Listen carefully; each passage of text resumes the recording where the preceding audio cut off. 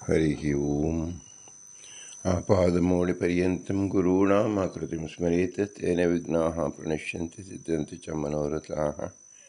श्रीगुरुभ्यो नमः। परमगुरुभ्यो नमः। श्रीमदानन्दतीर्थभगवत्पादाचार्यगुरुभ्यो नमः। मन्मनोभीष्टवरदं सर्वाभीष्टफलप्रदं पुरन्दरगुरुं वन्दे दासशिष्टं दयानिधिं विद्याविनयसम्पन्नं शान्तादिगुणब्रह्मितान् सशास्त्रप्रवचनासक्तान् एलमिलार्यान् गुरून् भजे। पृथ्वीमण्डलमध्यस्याः पूर्णबोधमतानुगाः वैष्णवाः विष्णुहृदयाः तान् नमस्ये गुरुमम हरिः ओಂ ಶ್ರೀಶಾ ಪಾಹಿ. ಅನಂತಕೋಟಿ ನಾಯಕ ಎಂಬುದು ಶ್ರೀ ಪುರಂದರದಾಸರು ರಚಿಸಿದ ಭವ್ಯ ಗ್ರಂಥ. ಶಾಸ್ತ್ರ ಪ್ರಮೇಯಗಳು 180 ಗಜ್ಜೆಗಳು. ನಾವು 82ರಿಂದ 92ನೇ ಗಜ್ಜೆಯನ್ನು ನೋಡುತ್ತಿದ್ದೆವು. ಅಕ್ರೂರ ವರದ, ಅಂಬರೀಷ ವರದ, ನಾರದ ವರದ, ಪ್ರಹ್ಲಾದ ವರದ, ಗಜೇಂದ್ರ ವರದ, ಮುಚುಕುಂದ ವರದ, ಧ್ರುವ ವರದ, ವಿಭೀಷಣ ವರದ, ಪುರಂದರ ವರದ ಮತ್ತು ಪರಾಶರ ವರದ ಎಂಬ 10 ಜನ ವರದರನ್ನು ಶ್ರೀ ಪುರಂದರದಾಸರು ಚಿಂತಿಸುವುದರ ಮೂಲಕ ಸಮಸ್ತ ಜೀವಗಣವನ್ನು ಚಿಂತಿಸುತ್ತಿದ್ದಾರೆ, ಬೋಧಿಸುತ್ತಿದ್ದಾರೆ. ಆದ್ದರಿಂದ ಇದು ಜೀವನ ಪ್ರಕರಣ ಎನಿಸಿದೆ. 10 ಎಂಬುದು ಅನಂತ ಸಂಖ್ಯೆಯ ವಾಚಿಯಾಗಿದೆ ಮತ್ತು ಜೀವರಲ್ಲಿ ನೀಚೋಚ್ಚ ಭಾವಂ ಗತಃ ಹರೇರ ಅನುಚರಾಹ ನೀಚೋಚ್ಚ ಭಾವಂ ಗತಃ ಎಂಬತಕ್ಕಂಥದ್ದನ್ನು ಮುಖ್ಯವಾಗಿ ತಿಳಿಯಬೇಕು ಎಂಬುದನ್ನು ನಾವು 10 ಸಂಖ್ಯೆಯಿಂದ ನಾವು ತಿಳಿಯಬಹುದು. ತಾರತಮ್ಯ ಜ್ಞಾನವನ್ನು ನಾವು ತಿಳಿದಂತೆ ಒಬ್ಬ ಏಕ ವ್ಯಕ್ತಿಯ ಜೀವನವನ್ನು ನಾವು ಪರೀಕ್ಷಿಸಿದಾಗ ಅವನಲ್ಲಿ ನಾವು ತಿಳಿಯಬೇಕಾದ ಮತ್ತೊಂದು ಅತಿ ಮುಖ್ಯವಾದ ವಿಷಯ ಕರ್ತೃತ್ವ. ಜೀವನಿಗೆ ಕರ್ತೃತ್ವವಿದೆಯೋ ಇಲ್ಲವೋ? ಕರ್ತೃತ್ವ ಇದ್ದರೆ ಪ್ರಯತ್ನ ಮಾಡಲು ಬಯಸುತ್ತಾನೆ, ಇಲ್ಲದೆ ಹೋದರೆ ಪ್ರಯತ್ನವೇ ಮಾಡುವುದಿಲ್ಲ. ಆದ್ದರಿಂದ ನಾವು ಹಿಂದಿನ 2 ಉಪನ್ಯಾಸದಲ್ಲಿ ಜೀವನ ಕರ್ತೃತ್ವವನ್ನು ಚಿಂತಿಸುತ್ತಿದ್ದೆವು. ಅದು ಮುಂದುವರೆದ ಭಾಗವನ್ನು ನಾವು ಈಗ ತಿಳಿಯಲು ಪ್ರಯತ್ನ ಮಾಡೋಣ. ಜೀವನ ಕರ್ತೃತ್ವ ಶ್ರೀಹರಿಯಿಂದ ಪ್ರೇರಿತವಾಗಿದೆ ಎಂಬ ವಿಷಯ ಜ್ಞಾನಿ ಪ್ರತ್ಯಕ್ಷ ಸಿದ್ಧವಾಗಿದೆ ಎಂದು ಹೇಳುತ್ತಾರೆ. ಸ್ವಕರ್ಮ ಇತ್ಯಾದಿಗಳಿಂದ ಶ್ರುತಿ ಸ್ಮೃತಿ ಮಮೈವಾಗ್ನೇಹಿ ಎಂಬ ವಚನದಂತೆ ವಿಷ್ಣುವಿನ ಆಜ್ಞಾರೂಪವಾದ ಶ್ರುತಿ ಸ್ಮೃತಿಗಳಿಂದ ವಿಹಿತವಾದ ತನ್ನ ಕರ್ಮವನ್ನು ಮಾಡಿ ಶ್ರೀಹರಿಯ ಪ್ರೇರಣೆಯೇ ನನಗೆ ಕರ್ಮವನ್ನು ಮಾಡಲು ಅನುಕೂಲವಾಗಿದೆ ಎಂಬುದಾಗಿ ಜ್ಞಾನಿ ತಿಳಿಯುತ್ತಾನೆ. ಇಂತಹ ಜ್ಞಾನದಿಂದ ವಿಷ್ಣು ಸಂಬಂಧಿಯಾದ ಸಮೀಚೀನವಾದ ಗತಿಯನ್ನು ಹೊಂದುತ್ತಾನೆ. ತಾಮಸ ಜೀವನು ದೈವವೇ ಕರ್ತೃವು ಎಂದು ತಿಳಿದು ನನಗೆ ಕರ್ತೃತ್ವವು ಇಲ್ಲವೆಂದು ತಿಳಿಯುತ್ತಾನೆ. ಕರ್ಮದ ಕರ್ತೃತ್ವ ತನಗೆ ಇದ್ದರೂ ಅದನ್ನು ಬಿಟ್ಟಂತೆ ಭಾವಿಸಿದರೆ ತಾಮಸಗತಿಯನ್ನು ಪಡೆಯುತ್ತಾನೆ, ಅಧೋಲೋಕಕ್ಕೆ ಹೋಗುತ್ತಾನೆ. ಹೀಗೆ ಜೀವನಿಗೆ ಕರ್ತೃತ್ವ ಇರುವುದರಿಂದಲೂ ವಿಹಿತ ಕರ್ಮವನ್ನು ಬಿಟ್ಟರೆ ದುರ್ಗತಿಯು ವ್ಯಾಪ್ತಿಯಾಗುವುದರಿಂದ ಜೀವನು ತನಗೆ ವಿಹಿತವಾದ ಕರ್ಮವನ್ನು ಮಾಡಲೇಬೇಕು ಎಂಬುದನ್ನು ತಿಳಿಸ್ತಾ ಇದ್ದಾರೆ. ಜ್ಞಾತವ್ಯಂ ಚೈವ ಅಸ್ಯ ವಿಷ್ಣೋ ವಶತ್ವಂ ಕರ್ತವ್ಯಂ ಚೈವಾತ್ಮನಃ ಕಾರ್ಯ ಕರ್ಮ ಪ್ರತ್ಯಕ್ಷ ಏಷ ಕರ್ತೃತ್ವ ಜೀವ ಸಂಸ್ಥಾಃ ತಥಾ ಆಗಮ ಅನುಮಾನಶ್ಚ ಸರ್ವಂ ವಿಷ್ಣು ವಶೇ ತನ್ನ ಹೇಯಂ ಜೇಯಂ ಚ ಜಾನನ್ ವಿದ್ವಾನ್ ಕುರತೆ ಕಾರ್ಯಕರ್ಮ ತತ್ ಪ್ರೇರಕಂ ವಿಷ್ಣುಮೇವ ಅಭಿಜಾನಾನ್ ಭವೇತ್ ಪ್ರಮಾಣ ತ್ರಿತಯ ಅನುಗಾಮಿ. ಮಹಾಭಾರತಾತ್ಮನಿರ್ಣಯದಲ್ಲಿ 22ನೇ ಅಧ್ಯಾಯದ 88ನೇ ಶ್ಲೋಕದಲ್ಲಿ ತಿಳಿಸಿಕೊಟ್ಟಿದ್ದಾರೆ. ಕರ್ಮಕರಣದ ವಿಷಯದಲ್ಲಿರುವ ಇತಿ ಕರ್ತವ್ಯತೆಯನ್ನು ಹೇಳುತ್ತಾರೆ. ಕರ್ಮವನ್ನು ಹೇಗೆ ಮಾಡಬೇಕೆಂದು ತಿಳಿಸುತ್ತಾರೆ. ಅಸ್ಯ ಈ ಕರ್ಮಕರ್ತವ್ಯವಾದ ಜೀವನಿಗೆ ವಿಷ್ಣೋ ವಶತ್ವಂ ವಿಷ್ಣುವಿನ ಅಧೀನತೆ ಜ್ಞಾತವ್ಯಮೇವ ತಿಳಿಯಲ್ಪಡಲೇಬೇಕು. ಹಾಗಾದರೆ ನಾನು ಕರ್ತ ಅಲ್ಲ ಎಂದು ತಿಳಿದು ತನ್ನ ಕರ್ಮವನ್ನು ಬಿಡಬೇಕೇ ಎಂದರೆ ಇಲ್ಲ ಎಂದು ಹೇಳ್ತಾರೆ. ಆತ್ಮನಃ ತನ್ನ ಕಾರ್ಯ ಮಾಡಲು ಯೋಗ್ಯವಾದ ಕೆಲಸವು ಕರ್ತವ್ಯಮೇವ ಮಾಡಲ್ಪಡಲೇಬೇಕು. ಜೀವನ ಕರ್ತೃತ್ವವು ವಿಷ್ಣುವಿನ ಅಧೀನವಾಗಿದೆ ಎಂಬ ವಿಷಯವನ್ನು ಪ್ರಮಾಣ ಸಹಿತವಾಗಿ ತೋರಿಸ್ತಾರೆ. ಯಥಾ ಹೇಗೆ ಏಷ ಈ ಜೀವ ಸಂಸ್ಥಾ ಜೀವನ ಚೇತನದಲ್ಲಿರುವ ಕರ್ತೃತ್ವ ಕಾರ್ಯವನ್ನು ಮಾಡುವಿಕೆಯು ಪ್ರತ್ಯಕ್ಷ ಸಾಕ್ಷ್ಯ ಪ್ರತ್ಯಕ್ಷ ಅನುಭವ ಸಿದ್ಧವಾಗಿದೆಯೇ. ತಥಾ ಹಾಗೆಯೇ ಆಗಮಾತ್ ಕುರ್ವನ್ನೇವೇಹ ಕರ್ಮಾಣಿ ಜಿಜೀವಿಷತಂ ಸಮಃ. ಈ ಪ್ರಪಂಚದಲ್ಲಿ ಮಾನವನು 100 ವರ್ಷ ಬದುಕಬೇಕೆಂದು ಆಸೆ ಪಡುತ್ತಾನೆ ಎಂಬುದು ಸಹಜ. ಆದರೆ ಆ 100 ವರ್ಷಗಳವರೆಗೂ ತನಗೆ ವಿಹಿತವಾದ ವರ್ಣ ಆಶ್ರಮೋಚಿತವಾದ ಕರ್ಮವನ್ನು ಮಾಡುತ್ತಲೇ ಇರಬೇಕು ಎಂಬುದು ಈಶಾವಾಸ್ಯ ಉಪನಿಷತ್ತಲ್ಲಿ ತಿಳಿಸಿದೆ. ಈ ಆಗಮದಿಂದಲೂ ಚ ಮತ್ತು ವಿಪ್ರತಿಪನ್ನ ಕರ್ತೃತ್ವವುಳ್ಳವನು ಹೌದೋ ಇಲ್ಲವೋ ಎಂಬ ಸಂದೇಹಕ್ಕೆ ವಿಷಯವಾದ ಜೀವನು ಕರ್ತೃತ್ವವುಳ್ಳವನು ಭೋಕ್ತೃತ್ವಾತ್ ಸುಖ ದುಃಖಾತ್ಮಕ ಫಲಾನುಭವದಿಂದ ಮಾಡುವುದರಿಂದ ವ್ಯತಿರೇಕೇಣ ಘಟವತು.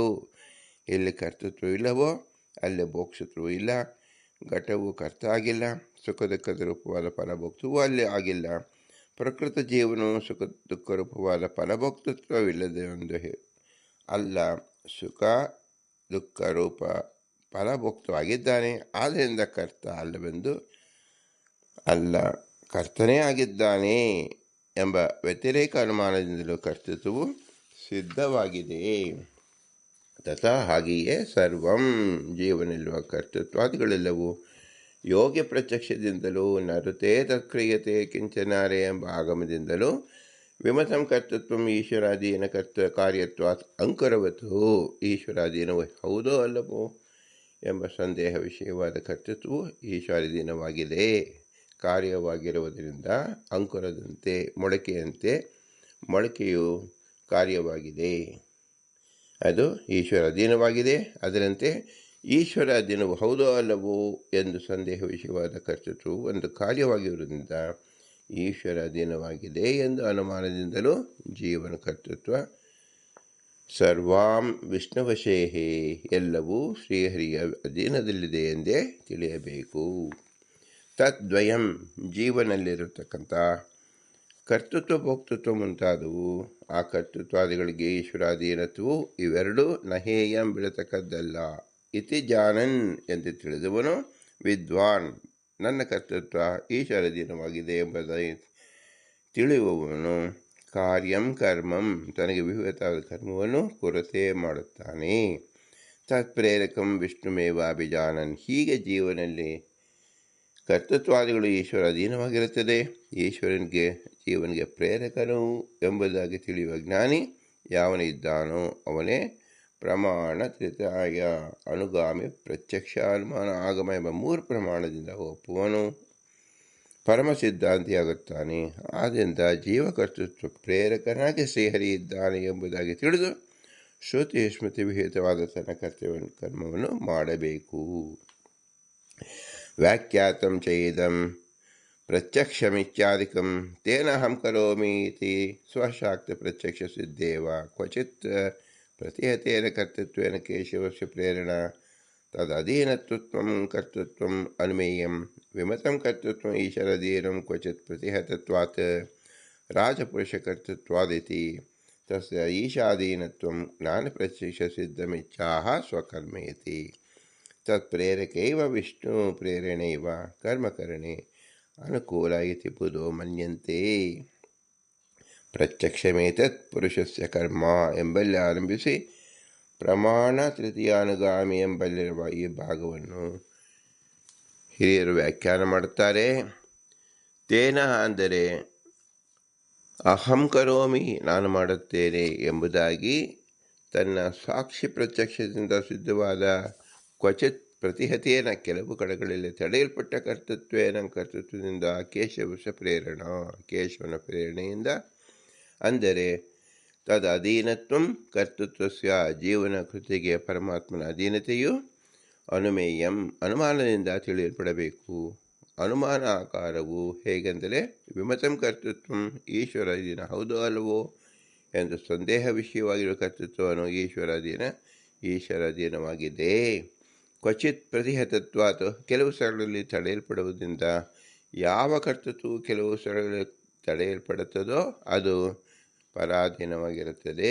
ರಾಜಪುರುಷನ ಕರ್ತೃತ್ವ ಎಂಬ ಉದಾಹರಣೆಯಿಂದ ತಿಳಿಯಬೇಕು. ಜೀವನ ಕರ್ತೃತ್ವಕ್ಕೆ ಈಶ್ವರಾಧೀನತ್ವವು ಜ್ಞಾನಗಳ ಪ್ರತ್ಯಕ್ಷ ಸಿದ್ಧವಾಗಿದೆ. ಎಂದು ಸ್ವಕರ್ಮ ಇತ್ಯಾದಿಗಳಿಂದ ಹೇಳುತ್ತಾರೆ.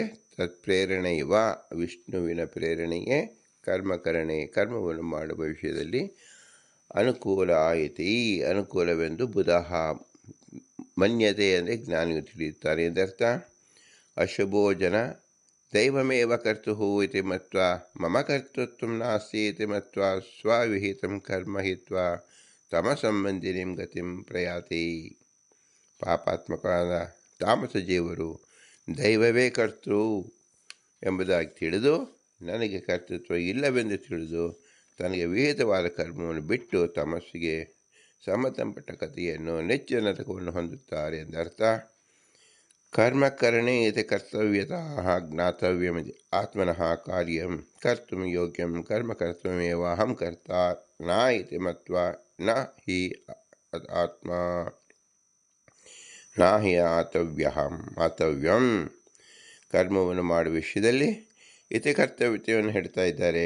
ಜ್ಞಾತವ್ಯಂ ಎಂಬುದಾಗಿ ತಾನು ಮಾಡಲು ಯೋಗ್ಯವೆಂದು ಶ್ರುತಿ ಸ್ಮೃತ್ಯಾದಿಗಳಿಂದ ವಿಹಿತವಾದ ಕರ್ತವ್ಯ ಮಾಡಲೇಬೇಕು. ನಾನು ಕರ್ತ ಎಂದು ತಿಳಿದು ಎಂದು ಬಿಡಬಾರದು. ಜೀವಕರ್ತೃತ್ವಸ್ಯ ವಿಷ್ಣೋಧೀನತ್ವಂ ಪುನಃ ಸಪ್ರಮಾಣಕಂ ದರ್ಶಯತಿ ಪ್ರತ್ಯಕ್ಷೇತಿ. ಕರ್ತತಾ ಯಥಾ ಪ್ರತ್ಯಕ್ಷಸಿದ್ಧಾಃ ಯಥಾ ತಥಾ ಕುರ್ವನ್ನೇವಿಹ ಕರ್ಮಾಣಿ ಇತ್ಯಾದಾಗಮಾತ್ ವಿಮತಃ ಕರ್ತ ಭೋಕ್ತೃತ್ವಾತ್ ವ್ಯತಿರೇಕೇಣ ಘಟವತ್ ಇತ್ಯಾದಿ ಅನುಮಾನಚ್ಚ ಸಿದ್ಧಾಃ. ಏವಂ ಸರ್ವಂ ಜೀವಗತ ಕರ್ತೃತ್ವಾದಿಕಂ ಯೋಗ ಪ್ರತ್ಯಕ್ಷಾತ್ ನರತೆ ಇತ್ಯಾದಿ ಆಗಮಾತ್ ಕರ್ತೃತ್ವಂ ಈಶಾಧೀನತ್ವಂ ಕಾರ್ಯತ್ವಾತ್ ಅಂಕರವತ್ ಇತ್ಯಾದ್ಯ ಅನುಮಾನಚ್ಚ ಈಶಾಧೀನಮಿತಿ ಸಿದ್ಧಂ. ಜೀವನಲ್ಲಿರುವ ಕರ್ತೃತ್ವ ಈಶ್ವರಾಧೀನವಾಗಿದೆ ಎಂಬ ವಿಷಯವನ್ನು ಪ್ರಮಾಣದಿಂದ ದೃಢೀಕರಿಸಿ ತೋರಿಸ್ತಾರೆ. ಪ್ರತ್ಯಕ್ಷೇಶ ಎಂಬ ಜೀವನಲ್ಲಿ ಕರ್ತೃತ್ವ ಇದೆ ಎಂಬುದು ನಾನು ಮಾಡುತ್ತೇನೆ ಎಂಬ ಪ್ರತ್ಯಕ್ಷ ಅನುಭವದಿಂದ ಸಿದ್ಧವಾಗಿದೆ. ಹಾಗೆಯೇ ಕುರ್ವನ್ನೇವಿಹ ಕರ್ಮಾಣಿ ಎಂಬ ಜೀವನು ಈ ಮಾನುಷ್ಯಾದ ಜನ್ಮದಲ್ಲಿ ಕರ್ಮವನ್ನು ಮಾಡುತ್ತಲೇ ಜೀವಿಸಿಕೊಂಡಿರಬೇಕು ಎಂಬ ಆಗಮದಿಂದಲೂ ಜೀವನ ಕರ್ತ ಎಂದು ಸಿದ್ಧವಾಗುತ್ತದೆ. ಕರ್ತನು ಅಹುದೋ ಅಲ್ಲವೋ ಎಂಬ ಸಂದೇಹ ವಿಷಯವಾದ ಜೀವನ ಫಲವನ್ನು ಅನುಭವಿಸುವುದರಿಂದ ಕರ್ಮಕರ್ತ ಆಗಿದ್ದಾನೆ. ಯಾವುದು ಕೃತಿರಹಿತವೋ ಅದು ಫಲಭೋಗವನ್ನು ಮಾಡುವುದಿಲ್ಲ. ಘಟವು ಕೃತಿರಹಿತವಾಗಿದೆ, ಕರ್ತುವಲ್ಲ, ಅದು ಫಲಭೋಗವನ್ನು ಮಾಡುವುದಿಲ್ಲ ಎಂಬ ವ್ಯತಿರೇಕ ಉದಾಹರಣೆ ಸಹಿತವಾದ ಅನುಮಾನದಿಂದಲೂ ಜೀವನಕರ್ತ ಆಗಿದ್ದಾರೆ ಎಂದು ಸಿದ್ಧವಾಗುತ್ತದೆ. ಹೀಗೆ ಜೀವನಕರ್ತ ಭೋಕ್ತ ಇತ್ಯಾದಿ ವಿಷಯಗಳು ಸಿದ್ಧವಾದಂತೆಯೇ ಅವನ ಕರ್ತೃತ್ವಾದಿಗಳು ಈಶಾಧೀನವೆಂದು ಯೋಗ್ಯ ಪ್ರತ್ಯಕ್ಷದಿಂದಲೂ ಸಿದ್ಧವಾಗಿದೆ. ನರತೆ ತತ್ಕ್ರಿಯತೆ ಕಿಂಚನಾರೇ. ಎಲೆ ಸಮಸ್ಯೆಯಿಂದಗಳ ಸ್ವಾಮಿಯಾದ ಪರಮಾತ್ಮನೇ, ದೂರದಲ್ಲಿಯೇ ಆಗಲಿ ಹತ್ತಿರದಲ್ಲಿಯೇ ಆಗಲಿ ನಿನ್ನ ಹೊರತು ಯಾರೆಂದಲೂ ಏನೂ ಮಾಡಲು ಅಸಾಧ್ಯವಾಗುವುದಿಲ್ಲ ಎಂಬ ಆಗಮದಿಂದಲೂ ಜೀವನದ ಕರ್ತೃತ್ವಾದಿಗಳು ಈಶಾಧೀನವೆಂದು ತಿಳಿದು ಬರುತ್ತದೆ. ಕಾರ್ಯವಾಗಿರುವ ಅಂದರೆ ಉತ್ಪತ್ತಿ ಇರುವ ಮೊಳಕೆಯು ಹೇಗೆ ಈಶ್ವರಾಧೀನವೆಂದು ನಾವು ನಿರ್ಧರಿಸುತ್ತೇವೆಯೋ ಅದರಂತೆ ಜೀವನಲ್ಲಿರುವ ಕರ್ತೃತ್ವ ಯಾವಾಗಲೂ ಇಲ್ಲದೆ ಇದ್ದು ಎಂದಾದರೊಂದು ಬಾರಿ ಹುಟ್ಟುತ್ತದೆ. ಅದರಿಂದ ಅದು ಈಶ್ವರ ಅಧೀನವಾಗಿದೆ ಎಂಬ ಅನುಮಾನದಿಂದಲೂ ಜೀವನದಲ್ಲಿರುವ ಕರ್ತೃತ್ವ ಈಶ್ವರ ಅಧೀನವೆಂದು ತಿಳಿದು ಬರುತ್ತದೆ. ಕರ್ತೃತ್ವವು ಈಶ್ವರ ಅಧೀನವಾಗಿದೆ, ಕಾರ್ಯತ್ವವಿರುವುದರಿಂದ ಅಂಕುರದಂತೆ ಎಂದು ಇಲ್ಲಿ ಅನುಮಾನ ಪ್ರಯೋಗವನ್ನು ಮಾಡುತ್ತಾರೆ. ಜೀವಕರ್ತೃತ್ವಾದಿಕಂ ಈಶಾಧೀನಮಿತಿ ಜಾನನ ಪ್ರಮಾಣಂ ತೃತೀಯ ಅನುಗಾಮಿ ಭವೇತಿತ್ಯಾಹ ತತ್ಪ್ರೇರಕಮಿತಿ. ಪ್ರತ್ಯಕ್ಷ ಅನುಮಾನ ಆಗಮ ಎಂಬುದಾಗಿ 3 ಪ್ರಮಾಣಗಳು ಎಲ್ಲ ಆಸ್ತಿಕ ದರ್ಶನಕ್ಕೂ ಒಪ್ಪಿದ್ದಾರೆ. ಇವುಗಳಲ್ಲಿ ಬಲವತ್ತಾದ ಒಂದೊಂದು ಪ್ರಮಾಣದಿಂದ ವಿಷಯವು ತಿಳಿದು ಬಂದರೂ ಅದನ್ನು ಒಪ್ಪಲೇಬೇಕಾಗುತ್ತದೆ. ಒಂದೇ ವಿಷಯದಲ್ಲಿ 3 ಪ್ರಮಾಣ ಇದ್ದರೆ ಆ ವಿಷಯವು ಎಲ್ಲರಿಂದಲೂ ಅಂಗೀಕಾರ ಅರ್ಹವೆಂದು ಹೇಳಬೇಕಾಗಿಲ್ಲ. ಅಷ್ಟೇ ಅಂದರೆ ಅದು ಎಲ್ಲರೂ ಒಪ್ಪುತ್ತಾರೆ ಎಂದರ್ಥ. ಪ್ರಕೃತ ಜೀವನಲ್ಲಿ ಕರ್ತೃತ್ವಾದಿಗಳು ಮೇಲೆ ಹೇಳಿದಂತೆ 3 ಪ್ರಮಾಣದಿಂದ ಸಿದ್ಧವಾದವು. ಹೀಗೆ 3 ಪ್ರಮಾಣದಿಂದ ಸಿದ್ಧವಾದ ವಿಷಯವನ್ನು ಒಪ್ಪುವನು ಪ್ರಮಾಣತ್ರಯವನ್ನು ಅನುಸರಿಸುವನು ಎಂಬ ಒಂದು ಒಳ್ಳೆಯ ಪ್ರಶಂಸೆಗೆ ಪಾತ್ರನಾಗುತ್ತಾನೆ. ತಥಾ ಅಯಂ ಪರಿಹಾರಾಶಯ. ತಥಾ ಹಿ ಕರ್ತ ವಿಜ್ಞಾನಾತ್ಮ ಪುರುಷಃ ಯತ್ಕರ್ಮ ಕುರತೆ ತದಾಪಿ ಸಂಬಂಧ್ಯತೆ ವಿಹಾರೋಪದೇಶಾತ್ ಉಪದೇಶಚ ಕ್ರಿಯಾಯಾಂ ನ ಚೇನ್ನಿರ್ದೇಶ ವಿಪರ್ಯಃ ಇತ್ಯಾದಿ ಸೂತ್ರಸೂಚಿತಾಭಿಃ ಜಂಕ್ಷನ್ ಕ್ರೀಡನ್ ರಮಮಾಣಃ ಆತ್ಮಾನಮವಲೋಕಮುಪಾಸೀತಃ ಇತ್ಯಾದಿ ನಿರ್ವಕಾಶ ಶ್ರುತಿಭಿಃ ಉಪಾದಾನಾತಿಥಿ ಸೂತ್ರೋಕ್ತ ಮೋಕ್ಷಾದ್ಯರ್ಥ ಸಾಧನಾದ್ ಉತ್ಪಾದನ ಪ್ರತೀತೆ ಸಿದ್ಧ ಪ್ರತ್ಯಕ್ಷೇಣ ಕರ್ತಾ ಶಾಸ್ತ್ರಾರ್ಥವತ್ವಾತ್ ಇತಿ ಸೂತ್ರೋಕ್ತಯ ಮೋಕ್ಷ ಸಮಾನಾಧಿಕರಣ ನಿಷೇಧಾತ್ಮಕ ಅತಿಕ್ರಮ ಜನ್ಮ ಪಾಪಾದಲೇಪಯೋಗ್ಯಂ ಚೇತನತ್ವೇನ ಶಾಸನಯೋಗ್ಯಂ ಚ ಜೀವಮಧಿಕೃತ್ಯ ಕರ್ತವ್ಯ ನಿಷಿದ್ಧಾತ್ಮಕ ವಿಧಿ ನಿಷೇಧಾತ್ಮಕಂ ವೈಯರ್ತಾನ್ ನ ಅನುಪಪತ್ಯ ಜೀವಕರ್ತ ಭೋಕ್ತೃತ್ವಾದೇಃ ಅನುಮಾನೇನ ಚ ಕರ್ತೃತ್ವಸಿದ್ಧಾ ಜೀವ ಕರ್ತೇವ. ಈ ಸಂದರ್ಭದಲ್ಲಿ ಜೀವನಿಗೆ ಕರ್ತೃತ್ವವಿಲ್ಲ ಪೂರ್ವ ಪಕ್ಷಿಕ ಪರಿಹಾರ ರೂಪವಾಗಿ ಬಂದಿರುವ ಪ್ರಮಾಣಗಳ ಅಭಿಪ್ರಾಯವನ್ನು ಈ ರೀತಿಯಾಗಿದೆ. ಕರ್ತ ವಿಜ್ಞಾನಾತ್ಮ ಪುರುಷಃ, ಪುರುಷಃ ಅಂದರೆ ಜೀವನು ವಿಜ್ಞಾನಾತ್ಮ ವಿಜ್ಞಾನ ಸ್ವರೂಪನು, ಕರ್ತ ಕೃತಿಗೆ ಪ್ರಯತ್ನಕ್ಕೆ ಆಶಯನು ಕರ್ತೃತ್ವ ಉಳ್ಳವನು, ಜೀವ ಜೀವನು ಯತ್ ಎಂತಹ ಕಾರ್ಯವನ್ನು ಕುರಿತೆ ಮಾಡುತ್ತಾನೋ ತತ್ ಅಂತಹ ಕರ್ಮಫಲವನ್ನು ಅಭಿಸಂಪಂಚತೆ ಹೊಂದುತ್ತಾನೆ ಎಂಬುದು ಬೃಹದಾರಣ್ಯಕ ಉಪನಿಷತ್ತಲ್ಲಿ ತಿಳಿಸಿದೆ. ವಿಹಾರ ಉಪದೇಶಾತ್ ಎಂಬ ಬ್ರಹ್ಮಸೂತ್ರ ಭಾಷ್ಯವು ಇದನ್ನು ತಿಳಿಸ್ತಾ ಇದೆ. ಜಂಕ್ಷನ್ ಭಕ್ಷಿಸುತ್ತಾ ಕ್ರೀಡನ್ ವಿಹರಿಸುತ್ತಾ ಎಂದು ಜೀವನಿಗೆ ಮುಕ್ತಿಯಲ್ಲಿಯೂ ವಿಹಾರ ಕರ್ತೃತ್ವವನ್ನು ಹೇಳಿರುವುದರಿಂದ ಜೀವನು ಪಾರಮಾರ್ಥಿಕವಾಗಿ ಕರ್ತ ಆಗಿದ್ದಾನೆ. ಅವನು ಕಾಲ್ಪನಿಕ ಕರ್ತ ಅಲ್ಲ. ವಿಪದೇಶ ಚಕ್ರಿಯಾಯಾಂ ಚ ತನ್ನಿರ್ದೇಶ ವಿಪರ್ಯ ಇದು ಬ್ರಹ್ಮಸೂತ್ರ ಭಾಷ್ಯ. ಬ್ರಹ್ಮಸೂತ್ರದಲ್ಲಿ 2.3.36ನೇ ಸೂತ್ರ ಕ್ರಿಯಾಯಾಮ್ ಆತ್ಮಾನಾಮೇವ ಲೋಕಮುದಾಸೀತ. ಬೃಹದಾರಣ್ಯಕ ಪರಮಾತ್ಮನನ್ನೇ ಸರ್ವಾಸ್ಯೆಂದು ಉಪಾಸಿಸಬೇಕು ಎಂದು ಬೃಹದಾರಣ್ಯಕ ಉಪನಿಷತ್ತಲ್ಲಿ ಹೇಳಿರುವ ಉಪಾಸನ ರೂಪವಾದ ಕ್ರಿಯೆಯಲ್ಲಿ ಉಪದೇಶಾಚ್ಛ ಜೀವನಿಗೆ ಕರ್ತೃತ್ವವನ್ನು ಹೇಳಿರುವುದರಿಂದಲೂ ಜೀವನು ಪಾರಮಾರ್ಥಿಕ ಕರ್ತ ಎಂದು ತಿಳಿಯಬೇಕು.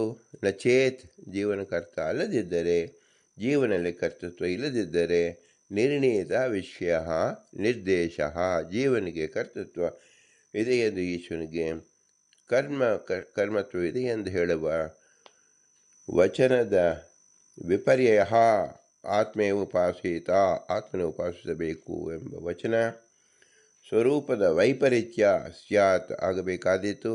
ಜೀವನಿಗೆ ಕರ್ತೃತ್ವ ಇಲ್ಲದಿದ್ದರೆ ಆತ್ಮಾನೈವ ಲೋಕಮುಪಾಸೀತ ಎಂಬಲ್ಲಿ ಜೀವನು ಪರಮಾತ್ಮನನ್ನು ಸರ್ವಾಧಾರ ಎಂದು ಉಪಾಸಿಸಬೇಕು ಎಂಬ ವಚನದಲ್ಲಿ ಆತ್ಮೈವ ಲೋಕಮುಪಾಸೀತ ಆ ಪರಮಾತ್ಮನೇ ಲೋಕಂ ಸ್ವಾತ್ಮ ಸ್ವರೂಪವನ್ನು ಅಥವಾ ತನಗಿಂತ ಭಿನ್ನವಾದ ಜೀವಸ್ವರೂಪವನ್ನು ಉಪಾಸಿಸಬೇಕು ಎಂದು ನಿರ್ದೇಶ ಮಾಡಬೇಕಾದೀತು.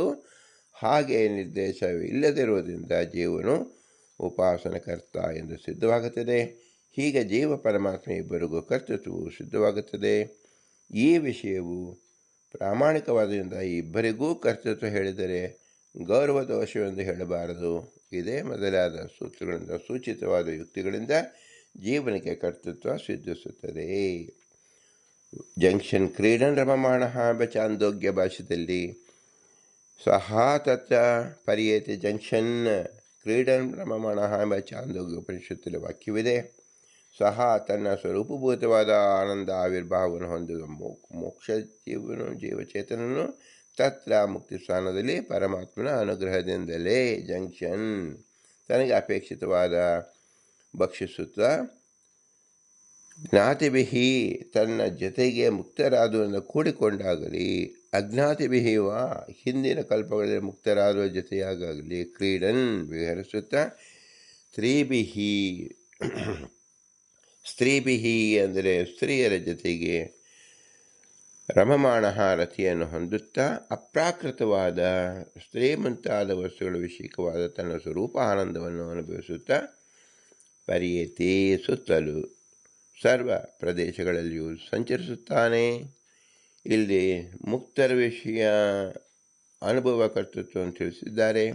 ಆತ್ಮಾನವೇವ ಲೋಕಂಪಾಸೀತ ಬೃಹದಾರಣ್ಯಕ ಜೀವ ಜೀವಚೇತನನು ಲೋಕಂ ಸರ್ವಾಶಯನಾದ ಪ್ರಕಾಶಮಾನವಾದ ಆತ್ಮಾನಂ ವಿಷ್ಣುವನ್ನು ಉಪಾಸಿಸ ಮಾಡಬೇಕು, ಧ್ಯಾನ ಮಾಡಬೇಕು. ಎಂದು ಜೀವನಿಗೆ ಉಪಾಸನ ಕರ್ತೃತ್ವವನ್ನು ಹೇಳಿದ್ದಾರೆ.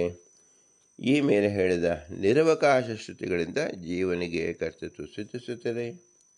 ಉಪಾದಾನಾತ್ ಎಂಬ ಸೂತ್ರ, ಒಂದು ಬ್ರಹ್ಮಸೂತ್ರವಿದೆ. ಆ ಜೀವನು ಮೋಕ್ಷವೆಂಬ ಪ್ರಯೋಜನಕ್ಕಾಗಿ ಸಾಧನಾದಿಗಳ ಅನುಷ್ಠಾನ ಮಾಡುತ್ತಿರುವುದು ಕಂಡಿದೆ. ಇದು ಅನುಭವ ಸಿದ್ಧವಾಗಿದೆ. ಅಂತಹ ಸಾಧನ ಅನುಷ್ಠಾನದಿಂದ ಫಲಪ್ರಾಪ್ತಿಯನ್ನು ಕಂಡಿದೆ. ಆದ್ದರಿಂದ ಜೀವನು ಸಂಸಾರದಲ್ಲಿಯೂ ಕಾಲ್ಪನಿಕ ಕರ್ತನಲ್ಲ, ಪಾರಮಾರ್ಥಿಕವಾದ ಕರ್ತೃತ್ವವೇ ಅವನಲ್ಲಿದೆ. ಮಿಥ್ಯಾಭೂತವಾದ ಕಾಲ್ಪನಿಕ ಕರ್ತೃತ್ವದಿಂದ ಪಾರಮಾರ್ಥಿಕವಾದ ಫಲಪ್ರಾಪ್ತಿಯಾಗಲು ಸಾಧ್ಯವಿಲ್ಲ ಎಂದು ಈ ಸೂತ್ರದ ತಾತ್ಪರ್ಯ. ಈ ಸೂತ್ರದಲ್ಲಿ ಹೇಳಿದಂತೆ ಜೀವನು ಮೋಕ್ಷ ಮುಂತಾದ ಪ್ರಯೋಜನಕ್ಕಾಗಿ ಸಾಧನಾದಿಗಳನ್ನು ಅನುಷ್ಠಾನ ಮಾಡುತ್ತಾನೆ ಎಂಬ ಪ್ರತೀತಿ ಎಲ್ಲ ಆಯಾ ಜೀವರಿಗೂ ಸಾಕ್ಷಿ ಪ್ರತ್ಯಕ್ಷ ಸಿದ್ಧವಾಗಿದೆ. ಕರ್ತಾಹ ಶಾಸ್ತ್ರಾರ್ಥವತ್ವಾತ್ ಎಂದು ಒಂದು ಬ್ರಹ್ಮಸೂತ್ರವಿದೆ. ಜೀವನು ಕೂಡ ಕರ್ತ ಆಗಿದ್ದಾನೆ. ಜೀವನು ಕರ್ತ ಆಗಿದ್ದಾನೆಂದು ಹೇಗೆ ಹೇಳುತ್ತೀರಿ ಅಂದರೆ, ಜೀವನು ಕರ್ತ ಅಂದರೆ ಮಾತ್ರವೇ ಶಾಸ್ತ್ರಿಕ ಅರ್ಥವತ್ವ ಬರುತ್ತದೆ. ಅಂದರೆ ವಿಧಿ ನಿಷೇಧ ರೂಪವಾದ ಶಾಸ್ತ್ರಿಕ ಪ್ರಯೋಜನವನ್ನು ಸಿದ್ಧವಾಗುತ್ತದೆ. ಅದುಃಖಮಿತ ಸರ್ವೇ ಜೀವಾ ಇವತ್ತು ದುಃಖಿನಃ ತೇಷಾಂ ದುಃಖ ಪ್ರಹರಣಾಯ ಶ್ರುತರೇಶ ಪ್ರವರ್ತತೆ. ಈಶ್ವರ, ಜೀವ, ಜಡ ಎಂಬುದಾಗಿ 3 ಪದಾರ್ಥಗಳಿದೆ. ಇವುಗಳಲ್ಲಿ ಜಡ ಮತ್ತು ಈಶ್ವರನಿಗೆ ದುಃಖವಿಲ್ಲ, ದುಃಖವಿರಲು ಸಾಧ್ಯವೂ ಇಲ್ಲ. ಜೀವರಿಗೆ ಮಾತ್ರವೇ ದುಃಖ ಬರುತ್ತದೆ. ಈ ದುಃಖಿಯಾದ ಜೀವರ ದುಃಖ ಪರಿಹಾರಕ್ಕಾಗಿಯೇ ಶ್ರುತಿ ಮಾತೆ ಪ್ರವೃತ್ತಳಾಗಿದ್ದಾಳೆ. ಈಶ್ವರ ಉಪಾಸೀತ, ಪರಮಾತ್ಮನನ್ನು ಉಪಾಸಿಸಬೇಕು. ಅಹರಹ ಸಂಧ್ಯಾ ಉಪಾಸೀತ, ಪ್ರತಿದಿನವೂ ಸಂಧ್ಯಾ ವಂದನೆಯನ್ನು ಮಾಡಬೇಕು. ಸತ್ಯಂ ಪದ, ಸತ್ಯವನ್ನು ಹೇಳು. ನ ಸುರಾಪಿಬೇತ್, ಮದ್ಯಪಾನ ಮಾಡಬೇಡ. ಮಾ ಹಿಂಸಾತ್ ಸರ್ವಂ ಭೂತಾಃ, ಯಾವ ಪ್ರಾಣಿಯನ್ನಾದರೂ ವ್ಯರ್ಥವಾಗಿ ಹಿಂಸಿಸಬಾರದು. ಜ್ಯೋತಿಷ್ಠೋಮ ಸ್ವರ್ಗಕಾಮ ವಿಜಯತ, ಸ್ವರ್ಗಾಪೇಕ್ಷೆಯಾದವನು ಭಗವಂತನ ಪ್ರೀತಿ ಅಪೇಕ್ಷಿಸುವನು. ಜ್ಯೋತಿಷ್ಠೋಮಾದಿಯನ್ನು ಮಾಡಬೇಕು. ಇತ್ಯಾದಿಯಾದ ಶ್ರುತಿ ಮಾತೆಯೇ ಉಪದೇಶಗಳಿಗೆ. ಈಶ್ವರ ಮತ್ತು ಜಡಗಳು ವಿಷಯಗಳಲ್ಲ. ಜಡಕ್ಕೆ ಸುಖ ದುಃಖಗಳೇ ಇಲ್ಲ. ಈಶ್ವರನಿಗೆ ದುಃಖ ಪರಿಹಾರವಾಗಬೇಕಾಗಿಲ್ಲ. ಜೀವನು ಈ ಉಪದೇಶಗಳಿಗೆ ವಿಷಯನಲ್ಲದಿದ್ದರೆ ಕರ್ತವ್ಯವು ಇಲ್ಲದೇ ಇರುವ ವೇದ ಮಾತೆಯ ಉಪದೇಶವು ಅರಣ್ಯರೋಧನವಂತೆ ವ್ಯರ್ಥವಾಗಬೇಕಾಗುತ್ತದೆ. ಆದ್ದರಿಂದ ಜೀವರಿಗೆ ಕರ್ತೃತ್ವವನ್ನು ಅಂಗೀಕರಿಸಿದರೆ ಮಾತ್ರವೇ ಶಾಸ್ತ್ರಿಕ ಪ್ರಯೋಜನ ಸಿದ್ಧಿಸುತ್ತದೆ. ಇಲ್ಲದಿದ್ದರೆ ಶಾಸ್ತ್ರಿಕ ಪ್ರಯೋಜನವು ಸಿದ್ಧಿಸುವುದಿಲ್ಲ ಎಂಬುದು ಈ ಸೂತ್ರ ಅಭಿಪ್ರಾಯ. ಯಾರಿಗೆ ಮೋಕ್ಷವಾಗಬೇಕೋ ಅವರಿಗೆ ವಿಧಿ ನಿಷೇಧವನ್ನು ಹೇಳಬೇಕು. ವಿಧಿ ನಿಷೇಧಗಳು ಮೋಕ್ಷ ಸಮಾನಾಧಿಕರಣಗಳು ಎಂದರೆ ಮೋಕ್ಷವು ಯಾರಿಗೆ ಆಗಬೇಕೋ ಅವನಲ್ಲಿಗೆ ವಿಧಿ ನಿಷೇಧಗಳು ಇರಬೇಕು ಎಂದರ್ಥ. ಕೃತಿ ಬೇರೆ ಕಡೆ, ಫಲವು ಮತ್ತೊಂದೆಡೆ, ಮಾಡುವನೊಬ್ಬ ಉಣ್ಣುವನೊಬ್ಬ ಮತ್ತೊಬ್ಬ ಎಂಬುದು ಇಲ್ಲ. ಹೀಗೆ ವಿಧಿ ನಿಷೇಧಗಳೇ ವಿಷಯವಾದ ಸಾಂಸಾರಿಕವಾದ ದುಃಖಿ ಜೀವನು ಈ ವಿಧಿ ನಿಷೇಧ ಅದನ್ನು ಅತಿಕ್ರಮಿಸಿದರೆ ಅವನಿಗೆ ಪಾಪಲೇಪ ಉಂಟಾಗುತ್ತದೆ. ವಿಧಿ ನಿಷೇಧಗಳನ್ನು ಸರಿಯಾಗಿ ಪಾಲಿಸಿದರೆ ಅವನಿಗೆ ಪಾಪಲೇಪ ಆಗುವುದಿಲ್ಲ, ಪುಣ್ಯಪ್ರಾಪ್ತಿಯಾಗುತ್ತದೆ. ಈ ಪಾಪಲೇಪ ಮತ್ತು ಪುಣ್ಯಪ್ರಾಪ್ತಿಗಳು ಆಗುವ ಯೋಗ್ಯತೆಯು ಹಿಂದೆ ಹೇಳಿದ ರೀತಿಯಿಂದ ಜೀವನಿಗೆ ಮಾತ್ರವೇ ಇದೆ. ಜೀವನು ಚೇತನಾದ್ದರಿಂದ, ಜ್ಞಾನವುಳ್ಳವನಾದ್ದರಿಂದ ಅವನ ಅನುಶಾಸನಕ್ಕೆ ಯೋಗ್ಯನಾಗಿದ್ದಾನೆ. ಇಂತಹ ಜೀವನನ್ನು ಕುರಿತು ಇದನ್ನು ಮಾಡಬೇಕು ಎಂಬ ಕರ್ತವ್ಯಗಳ ಅನುಶಾಸನ ಮಾಡುವ, ಇದನ್ನು ಮಾಡಬಾರದು ಎಂದು ವಿಶುದ್ಧ ಕರ್ಮವನ್ನು ಮಾಡಬಾರದೆಂದು ತಿಳಿಸುವ ಪೂಜ್ಯತಮವಾದ ವೇದಾದ ಶಾಸ್ತ್ರಗಳನ್ನು ನಿಷ್ಪ್ರಯೋಜನವೆಂದು ಯಾವ ರೀತಿ ಎಂದು ಹೇಳಲು ಸಾಧ್ಯವಿಲ್ಲ. ಈ ಅನ್ಯತಾ ಅನುಪತ್ತಿಯಿಂದ, ಅಂದರೆ ಶಾಸ್ತ್ರಿಕ ಅಧಿಕಾರ ಹೇಳದಿದ್ದರೆ ವೈಯರ್ಥವು ಬರುತ್ತದೆ. ವೈಯರ್ಥವನ್ನು ಹೇಳಲು ಸಾಧ್ಯವಿಲ್ಲ. ಆದ್ದರಿಂದ ಜೀವನನ್ನೇ ಅಧಿಕಾರಿ ಎಂದು ಹೇಳಬೇಕು ಎಂಬ ವಾದ ಸರಣಿಯಲ್ಲಿ ಜೀವನ ಕರ್ತ ಎಂದು ಸಿದ್ಧವಾಗುತ್ತದೆ. ಜೀವನು ಫಲಾನುಭವವನ್ನು ಮಾಡುವನು, ಆದ್ದರಿಂದ ಅವನ ಕರ್ತ. ಕೃತಿಯುಳ್ಳವನೂ ಆಗಿರಬೇಕು. ಜೀವಕರ್ತ ಭೋಕ್ತೃತ್ವಾತ್, ಜೀವನು ಭೋಕ್ತೃತ್ವವುಳ್ಳವನಾದ್ದರಿಂದ ಕರ್ತೃತ್ವವುಳ್ಳವನು. ಯಾವುದು ಕರ್ತೃ ಅಲ್ಲವೋ ಅದು ಭೋಕ್ತೃ ಅಲ್ಲ. ಶಿಲಾಖಂಡದಂತೆ, ಕಲ್ಲು ಚೂರಿದಂತೆ ಎಂಬ ಯುಕ್ತಿಯಿಂದಲೂ ಜೀವನಿಗೆ ಕರ್ತೃತ್ವ ಸಿದ್ಧಿಸುತ್ತೆ. ನ ಚ ನಾಣ್ಯಕರ್ತ ಇತಿ ಶ್ರುತ್ಯ ಇತರ ಉಪದೇಶಾತ್ ಪೂರ್ವೋಕ್ತ ಚ ವಿರೋಧ ತತ್ ಸ್ಪಷ್ಟಂ ಜೀವಕರ್ತೃತ್ವ ನಿಷೇಧ ಇತಿ ವಾಚ್ಯಂ. ಇಲ್ಲಿ ಪುನಃ ಈ ರೀತಿ ಪೂರ್ವಪಕ್ಷ ಬರುತ್ತೆ. ಈಶ್ವರನ ಪ್ರತಿಯೊಬ್ಬರು ಕರ್ತನಲ್ಲ ಎಂಬ ಶ್ರುತಿಯಿಂದ ಜೀವನಿಗೆ ಸ್ಪಷ್ಟವಾಗಿ ಕರ್ತೃತ್ವ ಇಲ್ಲ ಅಂತ ತಿಳಿದು ಬರುತ್ತದೆ.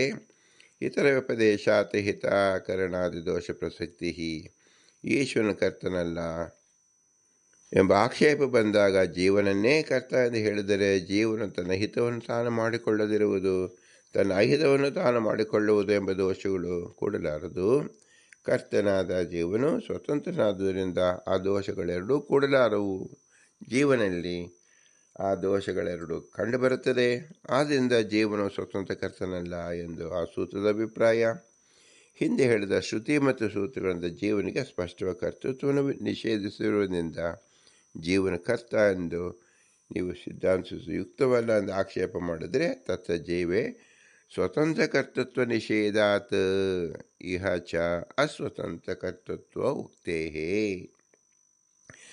ನಾಣ್ಯಕರ್ತ ಎಂಬ ಶ್ರುತಿಯಲ್ಲಿಯೂ ಇತರ ವಿಪದೇಶಾತ್ ಎಂಬ ಸೂತ್ರದಲ್ಲಿಯೂ ಜೀವನಿಗೆ ಸ್ವತಂತ್ರವಾದ ಕರ್ತೃತ್ವ ಇಲ್ಲ ಎಂದು ಸ್ವತಂತ್ರ ಕರ್ತೃತ್ವವನ್ನು ನಿಷೇಧಿಸುತ್ತಾರೆ. ಕರ್ತ ಶಾಸ್ತ್ರಾರ್ಥವತ್ವಾತ್ ಎಂಬ ಬ್ರಹ್ಮಸೂತ್ರದಲ್ಲಿ ಇತರ ಅನುಮಾನ ಆಗಮದಲ್ಲಿಯೂ ಜೀವನಿಗೆ ಅಸ್ವತಂತ್ರ ಕರ್ತೃತ್ವ ಇದೆ ಎಂದು ಹೇಳುತ್ತಾರೆ.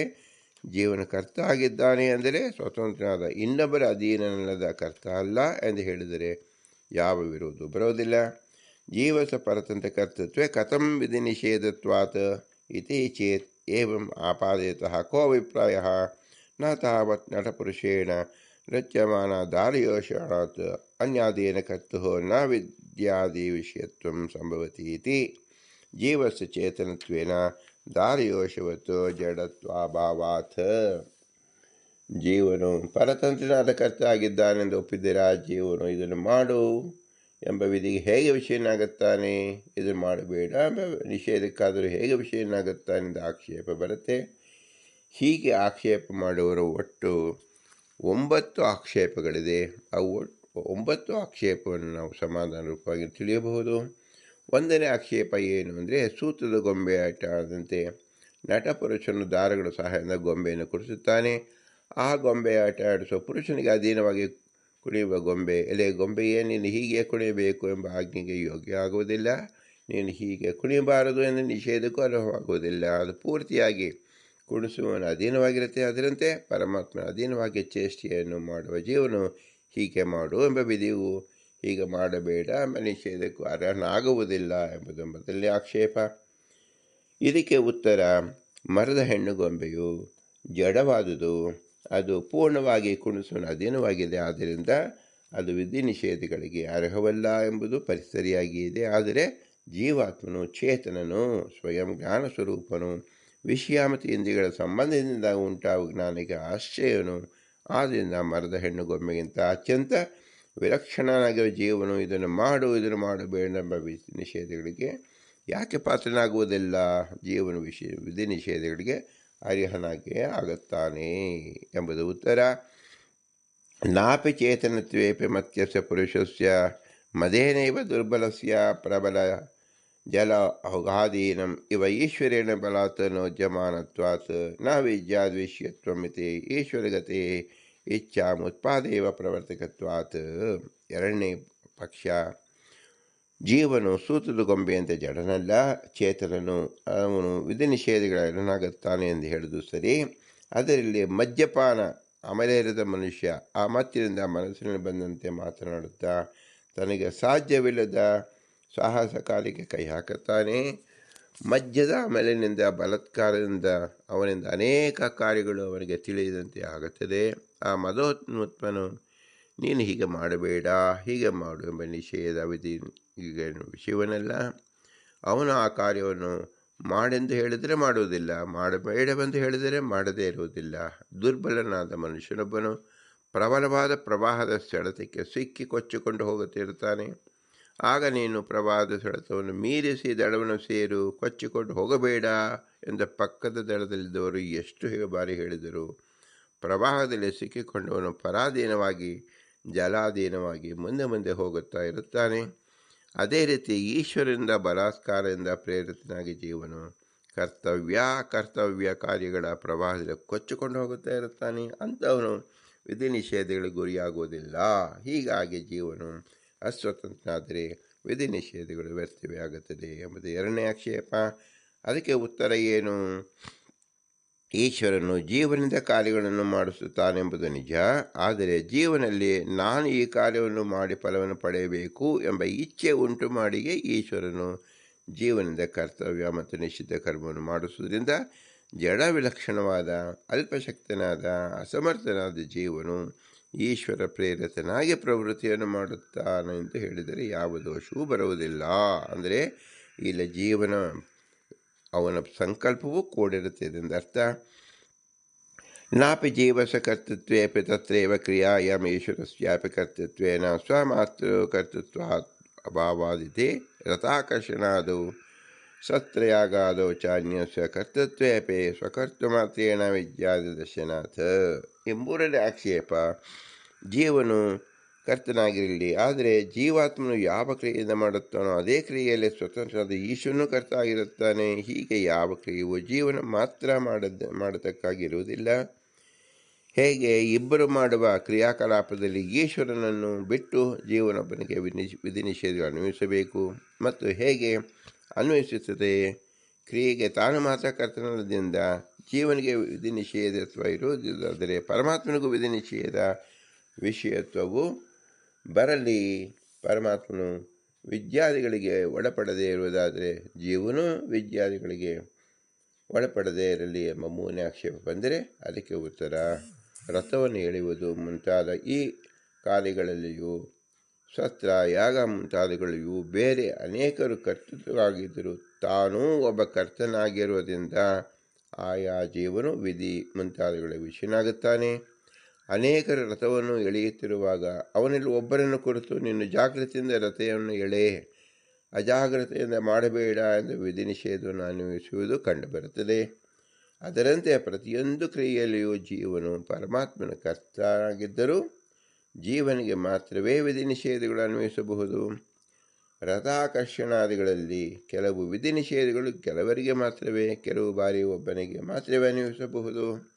ನೀನು ರಥದ ಹಗ್ಗದ ತುದಿಯನ್ನು ಹಿಡಿದು ಎಳೆ, ನೀನು ಮಜ್ಜಿಗೆ ಬರಬಾರದು ಇತ್ಯಾದಿ ವಿಧಿ ನಿಷೇಧಗಳು ಒಬ್ಬ ಜೀವನಿಗೆ ಅನ್ವಯಿಸುತ್ತದೆ. ಅವನ ಪಕ್ಕದಲ್ಲಿಯೇ ರಥವನ್ನು ಎಳೆಯುವನಿಗೆ ಅನ್ವಯಿಸದಿರಬಹುದು. ಆದ್ದರಿಂದ ಪ್ರತಿಯೊಬ್ಬ ಜೀವರಿಗೂ ಬೇರೆ ಬೇರೆ ಕರ್ಮಗಳಿರುತ್ತೆ, ಅದರಂತೆ ಫಲವನ್ನು ಹೊಂದುತ್ತಾರೆ ಎಂದರ್ಥ. ನಾಪಿ ವಿಷ್ಟಿಗೃಹೀತೇನ ಇವ ಸ್ವೇಚ್ಛಾಧೀನ ಪ್ರವೃತ್ತಿಯಾದಿ ಭಾವಾದಿತಿ ಜೀವ ಪ್ರವೃತ್ತಿಯಾದೇಹ ಈಶಾಧೀನತ್ವೇಪಿ ಜೀವ ಇಚ್ಛಾಧೀನತ್ವಾಪಿ ಅನುಭವ ಸಿದ್ಧಿತ್ವಾತ್. ಮುಂದಿನ ನಾಲ್ಕನೇ ಆಕ್ಷೇಪ ಏನೆಂದರೆ, ಬಿಟ್ಟಿ ಕೆಲಸ ಮಾಡುವ ಆಳು ಯಜಮಾನ ಹೇಳಿದ ಕೆಲಸವನ್ನು ಮಾಡುತ್ತಾ ಇರ್ತಾನೆ, ಅಥವಾ ಪಿಶಾಚಾವೇಶದಿಂದ ಮನುಷ್ಯನು ಕೆಲವು ಕಾರ್ಯವನ್ನು ಮಾಡುತ್ತಾನೆ. ಅವನ ಕಾರ್ಯವನ್ನು ಮಾಡುತ್ತಿದ್ದರೂ ತನಗೆ ತಿಳುವಳಿಕೆ ಅನುಸರಿಸಿ ಇಚ್ಛೆಯಿಂದ ಕಾರ್ಯವನ್ನು ಮಾಡಲು ಆಗುವುದಿಲ್ಲ. ಅವನ ಪ್ರವೃತ್ತಿ ಅವನ ಇಚ್ಛೆಯನ್ನು ಅನುಸರಿಸಿ ಇರಲು ಸಾಧ್ಯವೂ ಇಲ್ಲ. ಹೀಗೆ ಗುಲಾಮನು ಅಥವಾ ಪಿಶಾಚಾದ ಪ್ರೇರಿತ ಕೆಲಸ ಮಾಡುವಂತೆ ತನ್ನ ಪ್ರವೃತ್ತಿಯನ್ನು ಮಾಡುತ್ತಿರುವ ಜೀವನು ವಿಧಿ ನಿಷೇಧ ಹೇಗೆ ವಿಷಯನಾಗುತ್ತಾನೆ? ಏಕೆಂದರೆ ಅವನಿಗೆ ಯಾವ ವಿಧಿ ಮಾಡಿದರೂ ಯಾವ ನಿಷೇಧವನ್ನು ಮಾಡಿದರೂ ಅವನು ತಾನಾಗೆ ಆ ವಿಧಿ ನಿಷೇಧ ನಿರ್ವಹಿಸುವಂತಿಲ್ಲ. ಅವನಿಂದ ಆ ಪ್ರವೃತ್ತಿಯನ್ನು ಮಾಡಿಸುವ ಈಶ್ವರನಿಗೆ ವಿಧಿ ನಿಷೇಧಗಳು ಯಾವುವು ಅನ್ವಯಿಸುವಂತಿಲ್ಲ. ಆದ್ದರಿಂದ ವಿಧಿ ನಿಷೇಧಗಳು ವ್ಯರ್ಥವೇ ಆಗುತ್ತದೆ ಅಲ್ಲವೇ ಎಂಬುದು ನಾಲ್ಕನೇ ಪ್ರಶ್ನೆ. ಇದಕ್ಕೆ ಉತ್ತರ, ಈಗ ಹೇಳಿದ ಆಕ್ಷೇಪ ಅರ್ಧ ಸತ್ಯ. ಅಂದರೆ ಅರ್ಧ ಸತ್ಯ ಅಂದರೆ ಅರ್ಧ ಸುಳ್ಳು ಅಂದರೆ ಅರ್ಥ. ಜೀವನ ಪ್ರವೃತ್ತಾದಿಗಳು ಈಶ್ವರ ಅಧೀನವಾಗಿದೆ ಎಂಬುದು ನಿಜ. ಆದರೆ ಈಶ್ವರನು ತನ್ನ ಇಚ್ಛೆಗೆ ಅಧೀನವಾದ ಇಚ್ಛೆಯನ್ನು ಜೀವನಿಗೆ ಉಂಟು ಮಾಡಿ ಈ ರೀತಿಯ ಜೀವನ ಇಚ್ಛೆಯಿಂದಲೇ ಜೀವನದ ಪ್ರಯತ್ನಗಳನ್ನು ಆಯಾ ಕಾರ್ಯಗಳನ್ನು ಮಾಡಿಸುತ್ತಾನೆ. ಹೀಗೆಯೇ ಜೀವನಿಗೆ ಈಶ್ವರ ಅಧೀನವಾದ ಜ್ಞಾನವೂ ಇದೆ, ಎಲ್ಲವೂ ಇದೆ. ಗುಲಾಮನು ಬಿಟ್ಟಿ ಕೆಲಸವನ್ನು ಮಾಡುವಂತೆ, ಪಿಶಾಚಾವೇಶನ ಕಾರ್ಯವನ್ನು ಮಾಡುವಂತೆ ಜೀವನು ತನ್ನ ವ್ಯವಹಾರವನ್ನು ನಡೆಸುತ್ತಿಲ್ಲವಾದ್ದರಿಂದ ಜೀವನಿಗೆ ವಿಧಿ ನಿಷೇಧಗಳು ಅನ್ವಯಿಸಲು ಯಾವ ಕೊರತೆಯೂ ಇಲ್ಲ. ನಾಪಿ ಸ್ವೇಚ್ಛಾ ಮಾತ್ರಾದೇನ ಪ್ರವೃತ್ತ್ಯಾದ್ಯಾಪಾವಾದಿತಿ ಸರ್ವತ್ರಾಪಿ ಪ್ರವೃತ್ತ್ಯಾದೇಹೇ ದೃಷ್ಟಜನತ್ವೇನ ತಸ್ಯ ವಿದ್ಯಾದ ವಿಷಯತ್ವ ಸ್ವತಂತ್ರತ್ವಾತ್. 5ನೇ ಕೋಟಿಯಲ್ಲಿ ಇಷ್ಟೆಲ್ಲ ವಿಷಯಗಳು ಸರಿಯಾಗಿ ಇರಬಹುದು, ಆದರೆ ಲೋಕದಲ್ಲಿ ತನ್ನ ಇಚ್ಛೆಗೆ ಮಾತ್ರ ಅಧೀನವಾದ ಪ್ರವೃತ್ತಿಯಲ್ಲಿದೆಯೋ ಅವನು ಮಾತ್ರ ವಿಧಿ ನಿಷೇಧಗಳ ವಿಷಯವಾಗಿ ಕಂಡುಬರುತ್ತಾನೆ. ಉದಾಹರಣೆಗಾಗಿ ಒಬ್ಬನು ಇನ್ನೊಬ್ಬರ ಅಂಕಿಗೆ ಒಳಪಡದೆ ತನ್ನ ತಿಳುವಳಿಕೆಯನ್ನು ಅನುಸರಿಸಿ ಕಾರ್ಯವನ್ನು ಮಾಡಬೇಕೆಂದು ಬಯಸಿ ಪ್ರಯತ್ನವನ್ನು ಮಾಡಿ ಅದರ ಕಾರ್ಯವನ್ನು ಮಾಡುತ್ತಿದ್ದರೆ ಅವನನ್ನು ಕುರಿತು ಎಲ್ಲೋ ನೀನು ಹೀಗೆ ಮಾಡಬೇಡ, ನೀನು ಹೀಗೆ ಮಾಡಬಾರದು ಎಂದು ಹೇಳಿದರೆ ಉಪಯೋಗವಿದೆ. ಅದನ್ನು ಬಿಟ್ಟು ಇನ್ನೊಬ್ಬರ ಪ್ರೇರಣೆಯಿಂದ ಉತ್ಪನ್ನವಾದ ಇಚ್ಛೆಯಿಂದ ಕಾರ್ಯವನ್ನು ಮಾಡುವವನಿಗೆ ವಿಧಿಯಾಗಲಿ ನಿಷೇಧವಾಗಲಿ ವ್ಯರ್ಥವಾಗುತ್ತದೆ. ಆದ್ದರಿಂದ ತನ್ನ ಇಚ್ಛೆಗೆ ಮಾತ್ರ ಅಧೀನವಾದ ಪ್ರವೃತ್ತಿ ಇಲ್ಲದಿರುವ ಜೀವನು ವಿಧಿ ಮುಂತಾದವುಗಳಿಗೆ ವಿಷಯನ ಆಗುವುದಿಲ್ಲ ಎಂಬುದು 5ನೇ ಆಕ್ಷೇಪ. ಈ ಆಕ್ಷೇಪಕ್ಕೆ ಉತ್ತರ, ಲೋಕದಲ್ಲಿ ಯಾವ ಜೀವಚೇತನ ಪ್ರವೃತ್ತಿಯು ಯಾವ ಕಾಲದಲ್ಲಿಯೂ ತನ್ನ ಇಚ್ಛೆಯಿಂದ ಮಾತ್ರ ಉತ್ಪನ್ನವಾಗುವುದಿಲ್ಲ. ಅದೃಷ್ಟ, ಕಾಲ, ಕಾಮ, ಕರ್ಮ ಮುಂತಾದ ಅನೇಕ ಕಾರಣಗಳ ಸಹಾಯದಿಂದಲೇ ಉತ್ಪನ್ನವಾಗುತ್ತದೆ ಎಂಬ ತಿಳಿಯಬೇಕು. ಆದ್ದರಿಂದ ಜೀವನ ಪ್ರವೃತ್ತಿಯಾದಿಗಳು ಇನ್ನೊಂದಕ್ಕೆ ಅಧೀನವಾಗಿಯೇ ಹುಟ್ಟುತ್ತದೆ ಎಂದಾಯಿತು. ವಿಧಿಯನ್ನು ಹೇಳಿದ ಮೇಲೆ ನೀನು ಅಡಿಗೆ ಮಾಡು, ತ್ವಂಪಚ ಎಂಬ ವಿಧಿಯಿಂದ ಜೀವನಿಗೆ ಅಡಿಗೆ ಮಾಡುವುದು ಎಂಬ ಕಾರ್ಯದಲ್ಲಿ ವಿಧಿ ವಿಷಯವಾದ ಸ್ವತಂತ್ರತೆ ಉಂಟಾಯಿತು. ಅಷ್ಟರ ಮಟ್ಟಿನ ಸ್ವತಂತ್ರತೆಯಿಂದ ಜೀವನ ಈಶ್ವರನ ಇಚ್ಛೆ, ಕಾಲ, ಅದೃಷ್ಟಗಳಿಂದಲೂ ತನ್ನ ಇಚ್ಛೆಯಿಂದಲೂ ಪ್ರವೃತ್ತಿ ಮಾಡುತ್ತಾನೆ. ಅವನ ಪ್ರವೃತ್ತಿ ತನ್ನ ಇಚ್ಛೆಗೆ ಮಾತ್ರ ಒಳಪಡದೇ ಇದ್ದರೂ ಅವನಿಗೆ ಪರಿಮಿತವಾದ ಸ್ವತಂತ್ರತೆಯೂ ಇರುವುದರಿಂದ ಅವನು ವಿಧಿ ನಿಷೇಧಗಳಿಗೆ ವಿಷಯನಾಗಬಹುದು. ನಾಪಿ ಜೀವ ಇಚ್ಛಾದೇಹೇ ಪಿಶಾಚಿಯಜ್ಯ ಉತ್ಪತ್ತ್ಯಾದಿತ್ವಾದಿತಿ ಪಿತ್ರಾದುಚ್ಯತ ಉದಿತೇ ಇಚ್ಛಾದೀನ ಮತೋಪಿ ಮಾನವಕಸ್ಯ ಸಂಜೋಪಾಸನ ವಿದ್ಯಾದಿ ದರ್ಶನಾದಿತಿ. 6ನೇ ಕೋಟಿಯಲ್ಲಿ ಜೀವನ ಇಚ್ಛೆ, ಜ್ಞಾನ, ಪ್ರಯತ್ನಗಳು ಈಶ್ವರನಿಂದ ಹುಟ್ಟುತ್ತದೆ. ಇನ್ನೊಬ್ಬರ ಮೂಲಕ ಉತ್ಪಾದಿತವಾದ ಇಚ್ಛಾದಿಗಳ ಮೂಲಕ ಕಾರ್ಯವನ್ನು ಮಾಡುವನು ಸ್ವತಂತ್ರಕರ್ತನಲ್ಲ ಎಂದು ಲೋಕದಲ್ಲಿ ವ್ಯವಹಾರವಿದೆ. ಗುಲಾಮನಾಗಲಿ, ಬಿಟ್ಟಿ ಆಳು, ಪಿಶಾಚಾದಿಗ್ರಸ್ತನಾದ ಪುರುಷ ಇವರೆಲ್ಲರೂ ಸ್ವತಂತ್ರಕರ್ತರಲ್ಲ, ವಿಧಿ ನಿಷೇಧಗಳು ವಿಷಯವಲ್ಲ. ಅದರಂತೆ ಜೀವನು ವಿಧಿ ನಿಷೇಧಗಳ ವಿಷಯ ಅಲ್ಲವೆಂದು ಹೇಳುತ್ತೇವೆ ಎಂದು 6ನೇ ಆಕ್ಷೇಪ ಬಂದರೆ ಅದಕ್ಕೆ ಉತ್ತರ, ಲೋಕದಲ್ಲಿ ತಂದೆ, ಗುರು ಅಥವಾ ಯಾರಾದರೂ ಹಿರಿಯರು ಉಪನಯನವಾದ ಮೇಲೆ ಬ್ರಹ್ಮಚಾರ್ಯನ ಕುರಿತು ಮಗು ನೀನು ಪ್ರತಿದಿನ ಸಂಜಾವನೆ ಮಾಡಬೇಕು, ವೇದಾಧ್ಯಯನ ಮಾಡಬೇಕು, ಹಗಲು ಮಲಗಬಾರದು, ಯಾವ ಪ್ರಾಣಿಯನ್ನು ಕೋಲಿನಿಂದ ಹೊಡೆಯಬಾರದು, ಹಿಂಸಿಸಬಾರದು ಎಂದು ಹೇಳಿ ಅವನಿಗೆ ಇಚ್ಛೆಯನ್ನು ಉಂಟು ಮಾಡಿ ಸಂಧ್ಯಾವಂದನಾದಿಗಳಲ್ಲಿ ಪ್ರವೃತ್ತಿಯನ್ನು ಉಂಟು ಮಾಡುತ್ತಾರೆ. ಹಿಂಸಾದಿಗಳಿಂದ ನಿವೃತ್ತಿಯನ್ನು ಉಂಟು ಮಾಡುತ್ತಾರೆ. ಹೀಗೆ ಇನ್ನೊಬ್ಬರಿಂದ ಉಂಟು ಮಾಡಲ್ಪಟ್ಟ ಇಚ್ಛಾದಿಗಳಿಂದ ಪ್ರವೃತ್ತಿ ನಿವೃತ್ತಿಗಳನ್ನು ಮಾಡುತ್ತಿರುವ ಬ್ರಹ್ಮಚಾರಿ ಮುಂತಾದವರಿಗೆ ಹೀಗೆ ಮಾಡು, ಹೀಗೆ ಮಾಡಬೇಡ ಎಂಬ ವಿಧಿ ನಿಷೇಧಗಳಿಗೆ ಆಸ್ಪದವಿದೆ. ಹೀಗೆ ಈಶ್ವರದಿಂದ ಉತ್ಪಾದಿತವಾದ ಇಚ್ಛಾದಿಗಳಿಂದ ಪ್ರವೃತ್ತಿಯನ್ನು ಮಾಡುವ ಜೀವನಿಗೂ ವೇದಶಾಸ್ತ್ರೋಕ್ತವಾದ ವಿಧಿ ನಿಷೇಧತ್ವ ಯಾಕೆ ಬರಬಾರದು? ಜೀವನು ಹೀಗೆ ವಿಧಿ ನಿಷೇಧಗಳ ವಿಷಯನೂ ಆಗುತ್ತಾನೆ. ಆದ್ದರಿಂದ ಜೀವನು ಅಸ್ವತಂತ್ರ ಕರ್ತನಾದರೆ ವಿಧಿ ನಿಷೇಧಾತ್ಮಕ ವೇದಾದಿಗಳು ನಿಷ್ಪ್ರಯೋಜನವಾಗುವುದಿಲ್ಲ. ಇನ್ನು 7ನೇ ಸಂಶಯ ಏನು ಅಂದರೆ, ನಾಪಿ ಕರ್ತೃತ್ವ ಶಕ್ತೇ ಈಶಾಧೀನತ್ವಾದಿತಿ ಅನ್ವಯ ವ್ಯತಿರೇಕಾಭ್ಯಾಂ ಅನ್ಯಾಧೀನತೆಯ ಏವ ಕಸ್ಯಾಹ ವಿದ್ಯಾದ್ವಿಷಯತ್ವೇ ತತ್ರತ್ವಾತ್ ನಹಿ ಸ್ವತಂತ್ರಃ ಸ್ವಾತ್ಮಾನ ಬಧ್ನತಿ ತಥಾ ಚ ಸರ್ವತ್ರಾಪಿ ಅನ್ಯಾಧೀನಃ ಏವ ತಸ್ಯಾಹ ಕರ್ತೃಶಕ್ತೇಃ ವಿದ್ಯಾದ್ವಿಷಯೇ ತತ್ರತ್ವಂ ದರ್ಶನಾತ್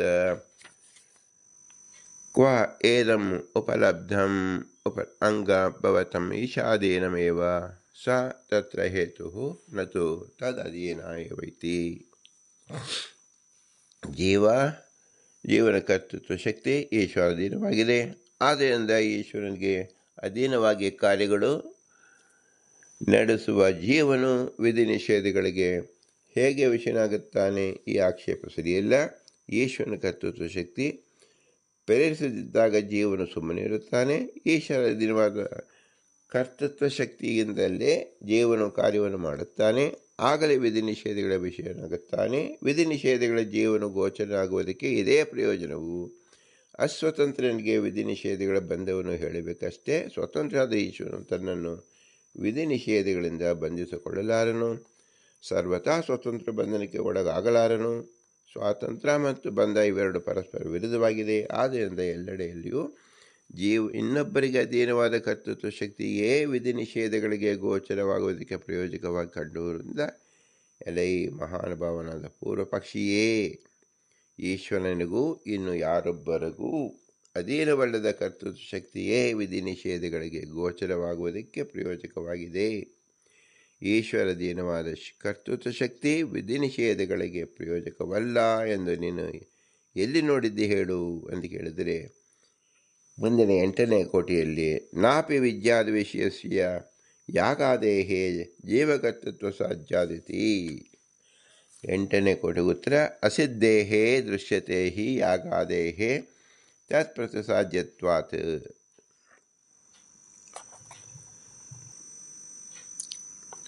ಜ್ಯೋತಿಷ್ಠೋಮೇನ ಸ್ವರ್ಗಕಾಮೋ ಯಜೇತ ಇತ್ಯಾದಿ ಯಾಗವಿಧಿಗೆ ವಿಷಯವಾದ ಜ್ಯೋತಿಷ್ಠೋಮಾದಿ ಯಾಗಗಳನ್ನು ಸಾಧಿಸಲು ಜೀವನಿಗೆ ಸಾಧ್ಯವಿಲ್ಲ. ಜೀವಾತ್ಮ ಕೃತಿಯಿಂದ ಜ್ಯೋತಿಷ್ಠೋಮಾದಿಗಳು ಸಾಧಿತವಾಗುವುದಿಲ್ಲ ಎಂಬ 8ನೇ ಕೋಟಿ ಸರಿಯಿಲ್ಲ. ವಿದ್ಯಾದಿಗಳ ವಿಷಯವಾದ ಯಾಗಾದಿಗಳು ಜೀವನ ಕೃತಿಯಿಂದ ಅಸಾಧ್ಯವಾದ ಮಾತು ಸರಿಯಲ್ಲ. ಹೇತುವೇ ಅಸಾಧ್ಯವಾಗುತ್ತದೆ.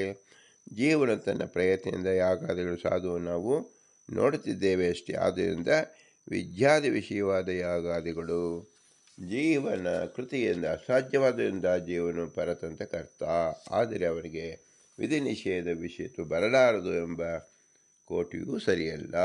ಇನ್ನು 9ನೇ ಕೋಟಿ, ನಾಪಿ ಕ್ವಚಿದೀಶ್ವರೇಣ ಜೀವಕೃತಿ ವಿಘಾತಾತ್ ನ ತಸ್ಯ ವಿದ್ಯಾದ್ ವಿಷಯತ್ವಮಿತಿ. ಅದಕ್ಕೆ ಉತ್ತರ, ಈಶ್ವರ ಪುಣ್ಯ ಪಾಪಾದೌ ಉದಾಸೀನ ಇತಿ ತಾರ್ಕಿಕ ಪಕ್ಷೇ ಭೋಗಾದೃಷ್ಟನೇತಾರ್ಥ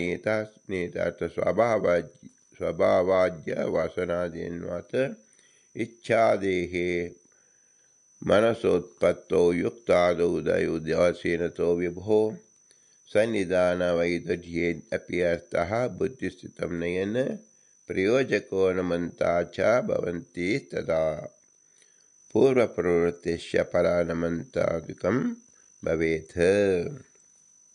ಇತ್ಯುಕ್ತರೀತ್ಯ ಈಶ್ವರಃ ಜೀವಸ್ಯ ಚ ಶಕ್ತಿ ಪ್ರವೃತ್ತಿಶಕ್ತಿ ಕರಣಕಾಲೇ ವರಾದಿ ಸಹಕಾರ್ಯಜಾತಂ ತದರ್ಥಂ ಪ್ರಥಮ ಪ್ರವೃತ್ತಿಯಾದೌ ಉಸ್ತೇಹೇ. 9ನೇ ಕೋಟಿಯಲ್ಲಿ ಜೀವನು ಪ್ರಯತ್ನಿಸುತ್ತಿದ್ದರೂ ಕೆಲವು ದೇಶಕಾಲಗಳಲ್ಲಿ ಈಶ್ವರನ ಜೀವನ ಪ್ರಯತ್ನಕ್ಕೆ ತಡೆ ಉಂಟು ಮಾಡುತ್ತಾನೆ. ಹೀಗೆ ಈಶ್ವರನಿಂದ ಪ್ರತಿಹತವಾದ ಕರ್ತೃತ್ವ ಶಕ್ತಿಗಳು ಜೀವನಿಗೆ ಪರತಂತ್ರ ಕರ್ತೃತ್ವವನ್ನು ಒಪ್ಪಿದರೆ ವಿದ್ಯಾದಿ ವಿಷಯತ್ವ ಕೊಡುವುದಿಲ್ಲ. ಜೀವನಿಗೆ ವಿದ್ಯಾದಿ ವಿಷಯತ್ವ ವ್ಯರ್ಥ ಎಂಬ ಆಕ್ಷೇಪ ಬಂದರೆ ಅದಕ್ಕೆ ಉತ್ತರ, ಈಶ್ವರನು ಜೀವನ ಪುಣ್ಯ ಪಾಪಾದಿಗಳನ್ನು ಉದಾಸೀನಾಗಿರುತ್ತಾನೆ ಎಂದು ತಾರ್ಕಿಕರು ಹೇಳುತ್ತಾರೆ. ಅವರ ರೀತಿಯಿಂದ ಜೀವನಲ್ಲಿ ಪ್ರವೃತ್ತಿ ಉಂಟಾಗುವ ಕ್ರಮ ಹೀಗಿದೆ. ಜೀವನಿಗೆ ಸುಖ ದುಃಖಾದ ಭೋಗಕ್ಕೆ ಬೇಕಾದ ಅದೃಷ್ಟಗಳು ಅಂದರೆ ಪುಣ್ಯ ಪಾಪಗಳು ಇದ್ದಾಗ ಭೋಗ ಸಾಮಗ್ರಿಗಳು ಸ್ವಕ್ರಂದನ ವನಿತಾದಿಗಳು ಒದಗುತ್ತದೆ. ಭೋಗ್ಯ ಪದಾರ್ಥಗಳ ಸ್ವಭಾವದಿಂದಲೂ ಜನ್ಮಾಂತರಿಯ ಸಂಸ್ಕಾರ ಬಲದಿಂದಲೂ ಪದಾರ್ಥಗಳ ಸಂವಿಧಾನ ಉಂಟಾದಾಗ ಮನಸ್ಸಿನಿಂದ ಇಚ್ಛಾಶಕ್ತಿಗಳು ಉತ್ಪನ್ನವಾಗುತ್ತದೆ. ಆಗ ವ್ಯಾಪಕವಾದ ಪರಮೇಶ್ವರನು ಉದಾಸೀನಾಗಿಯೇ ಇರುತ್ತಾನೆ. ಭೋಗಾರ್ಥವನ್ನು ಒದಗಿಸಿಕೊಡುವ ಸಹಕಾರ ಕಾರಣ ಇಲ್ಲದಿದ್ದಾಗಲೂ ಜೀವಬುದ್ಧಿಯನ್ನು ಅರ್ಥವಿಷಯಕನಾಗಿ ಉತ್ಪಾದಿಸಿ ಆಗಾಗ್ಗೆ ಈಶ್ವರ ಪ್ರಯೋಜಕ ಕರ್ತೃತ್ವ ಹನುಮಂತ ಅಂದರೆ ಅನುಮೋದಿಸುವನು ಆಗಿರುತ್ತಾನೆ. ಪೂರ್ವಪ್ರವೃತ್ತಿಗೆ ಫಲವು ಅನುಮತಿ ಮುಂತಾದವು ಆಗಿರುತ್ತದೆ ಎಂಬುದಾಗಿ ಹೇಳಿರುವ ರೀತಿಯಿಂದ ಈಶ್ವರನು ಜೀವನಿಗೆ ಚಿಕ್ಶಕ್ತಿಯನ್ನು ಅಂದರೆ ಜ್ಞಾನಶಕ್ತಿಯನ್ನು, ಪ್ರವೃತ್ತಿ ಶಕ್ತಿಯನ್ನು, ಇಂದ್ರಿಯಗಳೆಂಬ ಕರಣಗಳನ್ನು, ದೇಹ ಮುಂತಾದವುಗಳನ್ನು ಇಂತಹ ಸಹಕಾರಿ ಕಾರಣ ಸಮುದಾಯವನ್ನು ಒದಗಿಸಿಕೊಡುತ್ತಾನೆ. ತಾನು ಮಾತ್ರ ಜೀವನ ಮೊದಲನೇ ಪ್ರವೃತ್ತಿಯಲ್ಲಿ ಉದಾಸೀನಾಗಿರುತ್ತಾನೆ ಎಂದು ತಿಳಿಯುತ್ತಾರೆ. ಇದು ಸರಿಯಾದ್ದಲ್ಲ.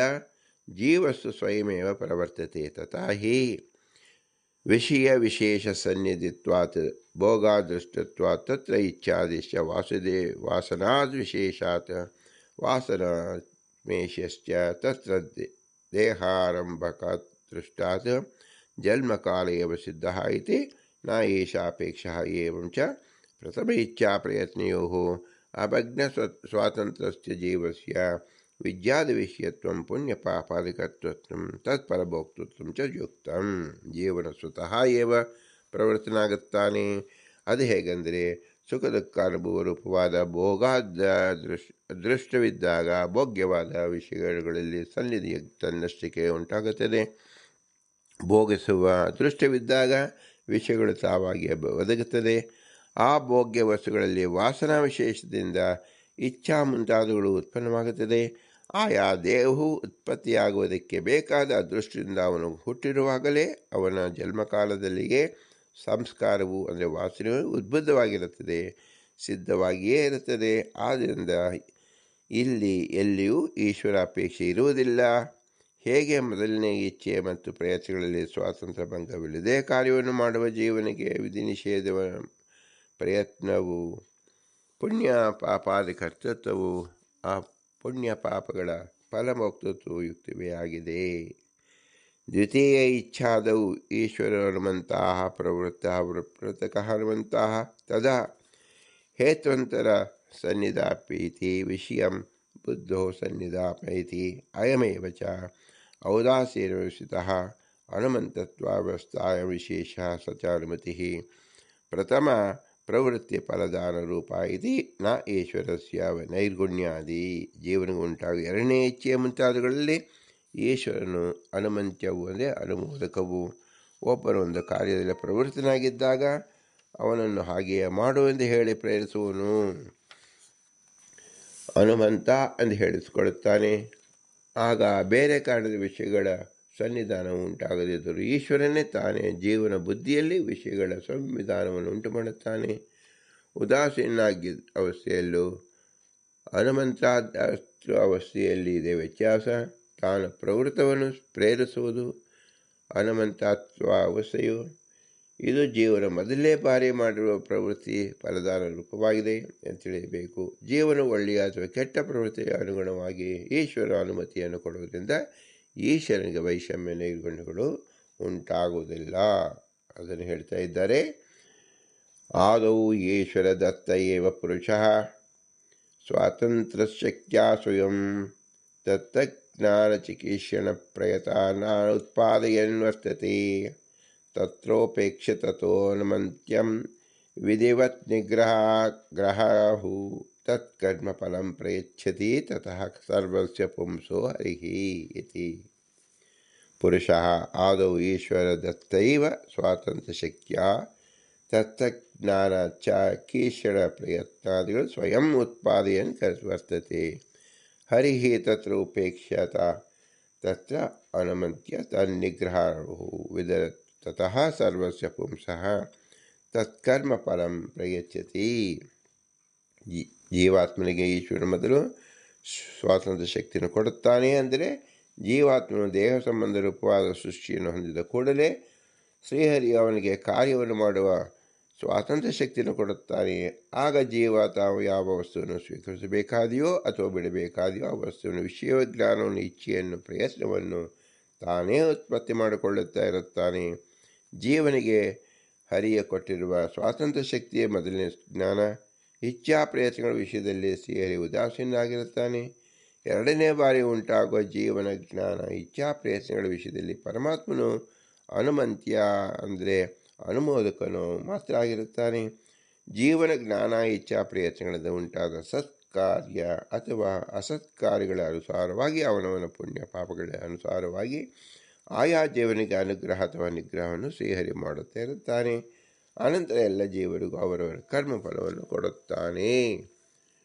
ತತಶ್ಚ ದ್ವಿತೀಯಾದಿ ಪ್ರವೃತ್ತೋ ಹನುಮಂತಸ್ತ್ವೇಭಿ ಪ್ರಥಮ ಪ್ರವೃತ್ತೋ ದಾಸೇನ ಇತಿ ವಿಶಿಷ್ಟಾದ್ವೈತಾಪೇಕ್ಷೆಯಪಿ ಈಶ್ವರೇಣ ಅನೀಶ್ವರಮೀಮಾಂಸಕಪಕ್ಷೇಪಿ ಅದೃಷ್ಟಾದೀನ ಅದೃಷ್ಟಾನವಗಂತವ್ಯ ಚಾರ್ವಾಕಪಕ್ಷೇಪಿ ದೃಷ್ಟಯತ್ವಂತರೇಣ ಕ್ವಚಿತ್ ಪಾಕಾದಿಕೃತಿವಿಘಾತದರ್ಶನೇನ ಕಸ್ಯಾಪಿ ಕುತ್ರಾಪಿ ನಿಯೋಗಾನುಪತ್ತಿ ಪ್ರಸಂಗಾತ್ ತಸ್ಮಾತ್ ಸರ್ವೇಪಿ ವಿಧಿವಿನಿಷೇಭ್ಯಃ ಈಶಜಡಮುಕ್ತೇಭ್ಯಃ ವ್ಯಾವೃತ್ಯಸ್ಯ ಸ್ವಸಂಬಂಧಿತೆಯ ವಿಧಿಜ್ಞಾನಸ್ಯ ತಜ್ಜನ್ಮಯ ಫಲೆ ತತ್ಸಾಧನೆ ಚ ಇಚ್ಛಾಯಾಃ ತತ್ಸಾಧನವಿಷಯಕತ್ವಸ್ಯ ಅನುಭವಸಿದ್ಧಿತ್ವಾತ್ ತಸ್ಯ ಚ ಜ್ಞಾನಾದೇಃ ನರತೆ ತತ್ ಇಚ್ಛಾದಿಶ್ರುತಿಭಿಃ ಈಶ್ವರಾಧೀನತ್ವೇಪಿ ಈಶ್ವರಃ ವಿಧಿನಿಷೇಧಶಾಸ್ತ್ರವ್ಯರ್ಥಾಯ ಸ್ವಸ್ಯ ವೈಷಮ್ಯಾದಿದೋಷಪರಿಹಾರಾಯ ಚ ಅನಾದಿಯೋಗ್ಯತಾ ಕರ್ಮಾದ್ಯಪೇಕ್ಷೇವ ಜೀವಂ ಪ್ರೇರಯಿತ್ವಾ ವಿದ್ಯಾದ್ಯಪರಶಾಸ್ತ್ರೇಣ ವಿಹಿತಾದೌ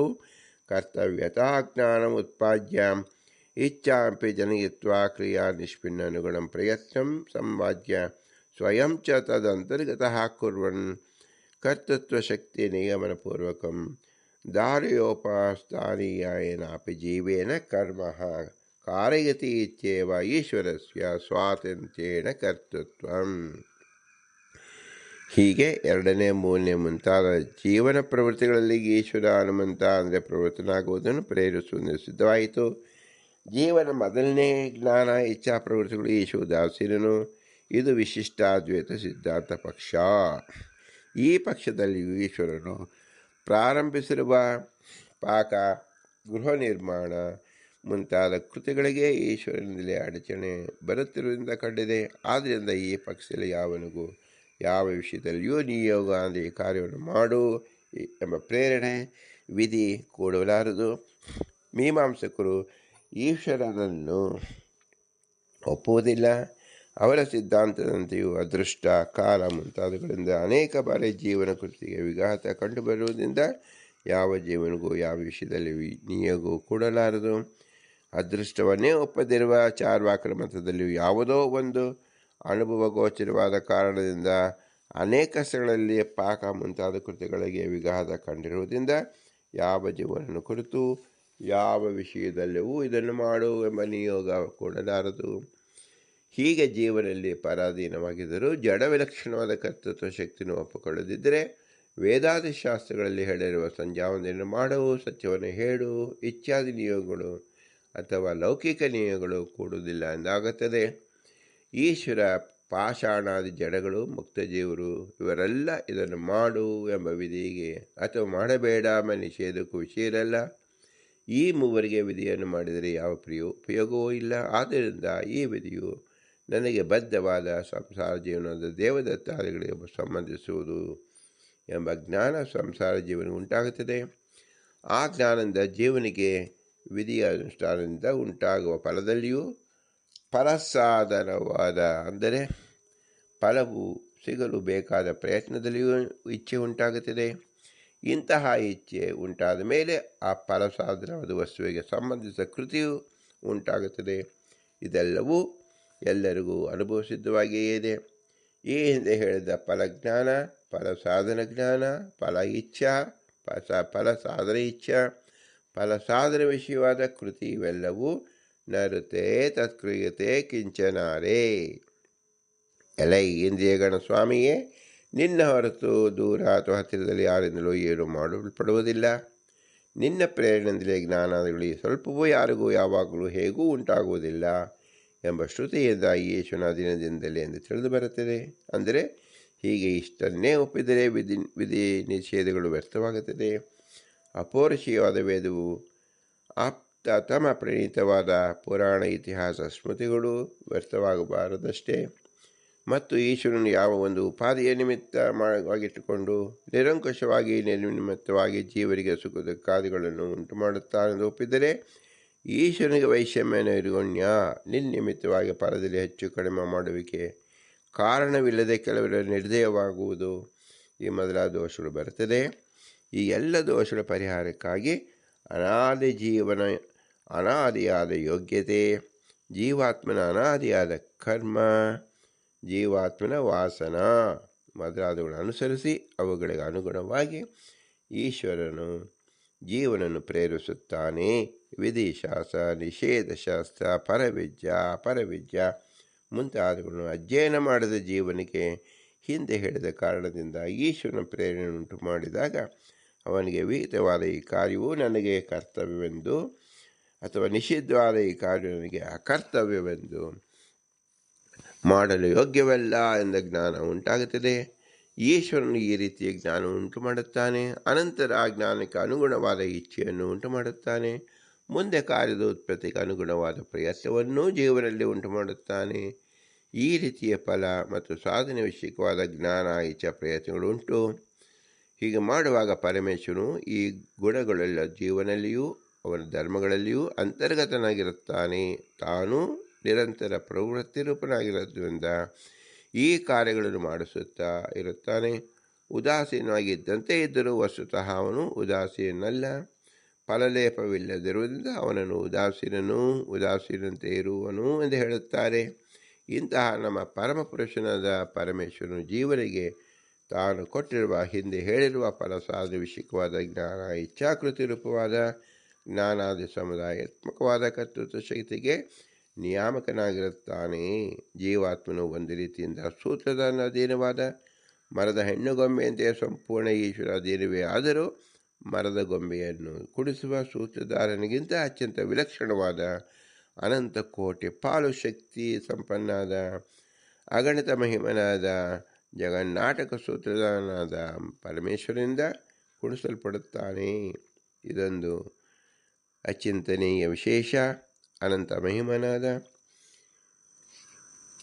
ಹಿಮವಂತನಿಗಿಂತಲೂ ಘನತಾವಂತನಾದ ದಯಾಘನನು ಹೀಗೆ ಜೀವನಿಂದ ಕಾರ್ಯವನ್ನು ಮಾಡಿಸುವುದರಿಂದ ಅವನೇ ಸ್ವತಂತ್ರ ಕರ್ತ. ಪರಮೇಶ್ವರನೇ ಪರಮ ಸ್ವತಂತ್ರ ಕರ್ತ.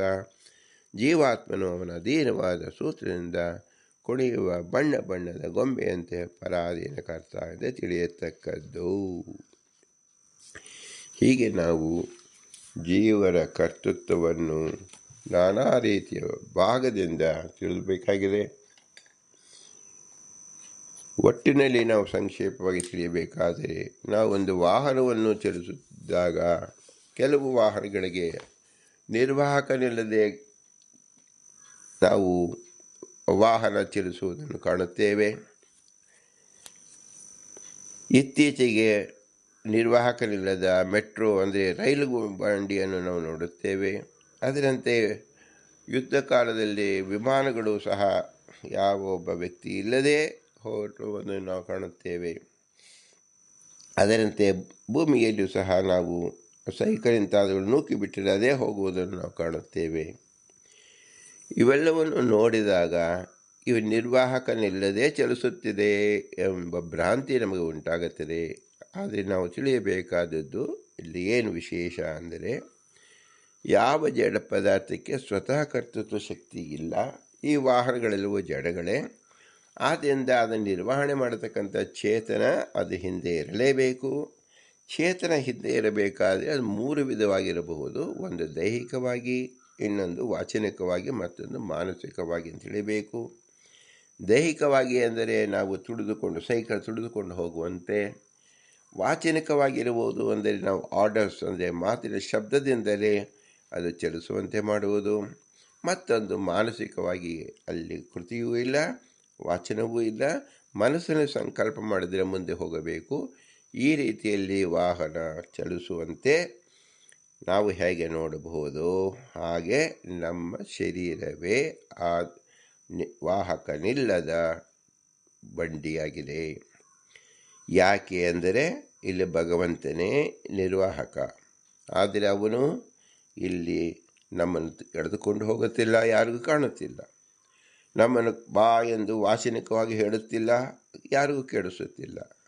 ಹಾಗಾದರೆ ಏನು ಮಾಡುತ್ತಿದ್ದಾನೆಂದರೆ ಮಾನಸಿಕ ಸಂಕಲ್ಪ, ಅವನಿಗೆ ಇಚ್ಛಾ.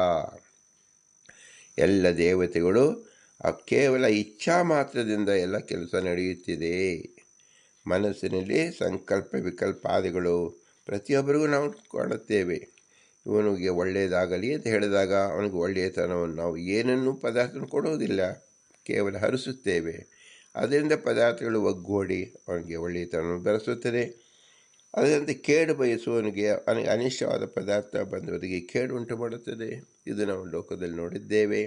ಇದು ಪ್ರತ್ಯಕ್ಷವಾಗಿ ನೋಡಬೇಕಾದರೆ ಈ ಶರೀರವಾದ ಜಡ ಶರೀರವನ್ನು ನಡೆಸುತ್ತಿರುವ ದೇವಾನುದೇವತೆಗಳು, ತತ್ವಾಭಿಮಾನಿ ದೇವತೆಗಳು ಅದೃಶ್ಯವಾಗಿಯೇ ಅವರ ಸಂಕಲ್ಪಪೂರ್ವಕವಾಗಿ ನಡೆಯುತ್ತಿದೆ. ದೇವತೆಗಳೇ ಸಂಕಲ್ಪಪೂರ್ವಕವಾಗಿ ನಡೆಸಿದ್ದಾಗ ಭಗವಂತನಿಗೆ ಕೇಳಬೇಕಾದನು. ಅವನು ಕೇವಲ ತನ್ನ ಸಂಕಲ್ಪದಿಂದಲೇ ಎಲ್ಲವನ್ನು, ಇಡೀ ಬ್ರಹ್ಮಾಂಡವನ್ನೇ ನಡೆಸುತ್ತಿದ್ದಾನೆ. ಆದ್ದರಿಂದ ರಂಗನಾಥ ರೂಪಿಯಾಗಿ ಭಗವಂತ ಮಲಗಿರುತ್ತಾನೆ. ತಾನು ಕೇವಲ ಮಲಗಿಯೇ ಎಲ್ಲ ಕೆಲಸ ಮಾಡುತ್ತೇನೆ ಅಂತ ಹೇಳಿ ನಮ್ಮ ಹೃದಯದಲ್ಲೂ ಸಹ ಭಗವಂತ ಮಲಗಿದ್ದಾನೆ. ನಾವು ನಮ್ಮ ಬಿಂಬವನ್ನು ಎಚ್ಚರಿಸಬೇಕು ಅಂದರೆ ಏನರ್ಥ? ಜಾಗೃತಗೊಳಿಸಬೇಕು ಅಂದರೆ ನಮ್ಮ ಪ್ರಯತ್ನದಿಂದ ನಮ್ಮ ಸ್ವತಂತ್ರ ಕರ್ತೃತ್ವವನ್ನು ಅಂದರೆ ಪರಾಧೀನ ಕರ್ತೃತ್ವವನ್ನು ತಿಳಿದುಕೊಂಡು ಭಗವಂತನಿಗೆ ಅರಿಕೆ ಮಾಡುವುದೇ ಭಗವಂತನನ್ನು ಎಬ್ಬಿಸುವುದೆಂದರ್ಥ. ಇದೆ ಬಿಂಬೋಪಾಸನೆ. ಇಂಥ ವಿಶೇಷ ಜ್ಞಾನ ಒದಗುವುದು ಕೇವಲ ಮನುಷ್ಯ ಜನ್ಮದಲ್ಲಿ. ಮನುಷ್ಯ ಜನ್ಮ ಬಂದಂಥ ತಂದೆ ತಾಯಿಗಳ ಅನುಗ್ರಹ, ತಂದೆ ತಾಯಿಗಳಿಗೆ ನೆರವಾದ ಗುರಿಯರ ಅನುಗ್ರಹ ಮತ್ತು ಇವರಲ್ಲಿ ತತ್ವಾಭಿಮಾನಿ ದೇವತೆಗಳ ಅನುಗ್ರಹ, ವಾಯುದೇವರ ಮುಖ್ಯ ಅನುಗ್ರಹ, ಇವೆಲ್ಲವೂ ನಾವು ಅತಿ ಮುಖ್ಯವಾಗಿ ನಾವು ಅನುಸರಿಸಬೇಕು. ಇವರೆಲ್ಲರ ಸ್ವತಂತ್ರರು. ಸ್ವತಂತ್ರ ಭಗವಂತ ಲಕ್ಷ್ಮೀನಾರಾಯಣರು. ಅವನೇ ನಮ್ಮ ಬಿಂಬರೂಪ, ಅವನೇ ರಂಗನಾಥ, ಅವನೇ ನಮ್ಮ ಹೃದಯದಲ್ಲಿ ಯಾವ ಕಮಲದ ಮಗ್ಗಿನಲ್ಲಿ ಬಾಡಿದಂತೆ ಬಗ್ಗಿರುವುದು ಎಂದರ್ಥ. ರಂಗನಾಥನಂತೆ ಮಲಗಿದ್ದಾನೆ ಎಂದರ್ಥ. ಮಲಗಿಯೇ ಎಲ್ಲ ಕೆಲಸವನ್ನು ಮಾಡುತ್ತಿದ್ದಾನೆ. ಅವನನ್ನು ಜಾಗೃತಗೊಳಿಸುವುದೇ ಬಿಂಬೋಪಾಸನೆ. ಆ ಬಿಂಬೋಪಾಸನೆಗೆ ಬೇಕಾದ ಸಲಕರಣೆಯೇ ಜ್ಞಾನ, ಇಚ್ಛಾ, ಪ್ರಯತ್ನ. ಅದು ವೇದಶಾಸ್ತ್ರದಲ್ಲಿರುವಂತೆ ನಾವು ಆಚರಿಸಬೇಕು. ಇದೇ ಜೀವನ ಕರ್ತೃತ್ವ ಎಂಬುದನ್ನು ತಿಳಿಯಬೇಕು. ಇಂಥ ವಿಶೇಷ ಜ್ಞಾನವನ್ನು ಒದಗಿಸಿದ ಪುರಂದರದಾಸರಿಗೆ, ಅವರ ಅಂತರ್ಯಾಮಿ ಪುರಂದರ ವಿಠಲನಿಗೆ ನಾವು ಹೇಗೆ ಸ್ಮರಣೆ ಮಾಡುವುದಂದರೆ ಭೂಯಿಷ್ಠಾಂತಿ ನಮ ಮುಕ್ತಿಮಿದೇಮ, ಭೂಯಿಷ್ಠಾಂತಿ ನಮ ಮುಕ್ತಿಮಿದೇಮ, ಭೂಯಿಷ್ಠಾಂತೇ ನಮ ಮುಕ್ತಿಮಿದೇಮ ಅಂತೇಳಿ ವಿಶೇಷವಾಗಿ ಶ್ರವಣ ಭಾರತೀಯ ಮುಖ್ಯ ಪ್ರಾಣ ಅಂತ ಶ್ರೀಕೃಷ್ಣ ಅರ್ಪಣಮಸ್ತು. ಹರಿ ಓಂ, ಹರಿ ಓಂ, ಹರಿ ಓಂ.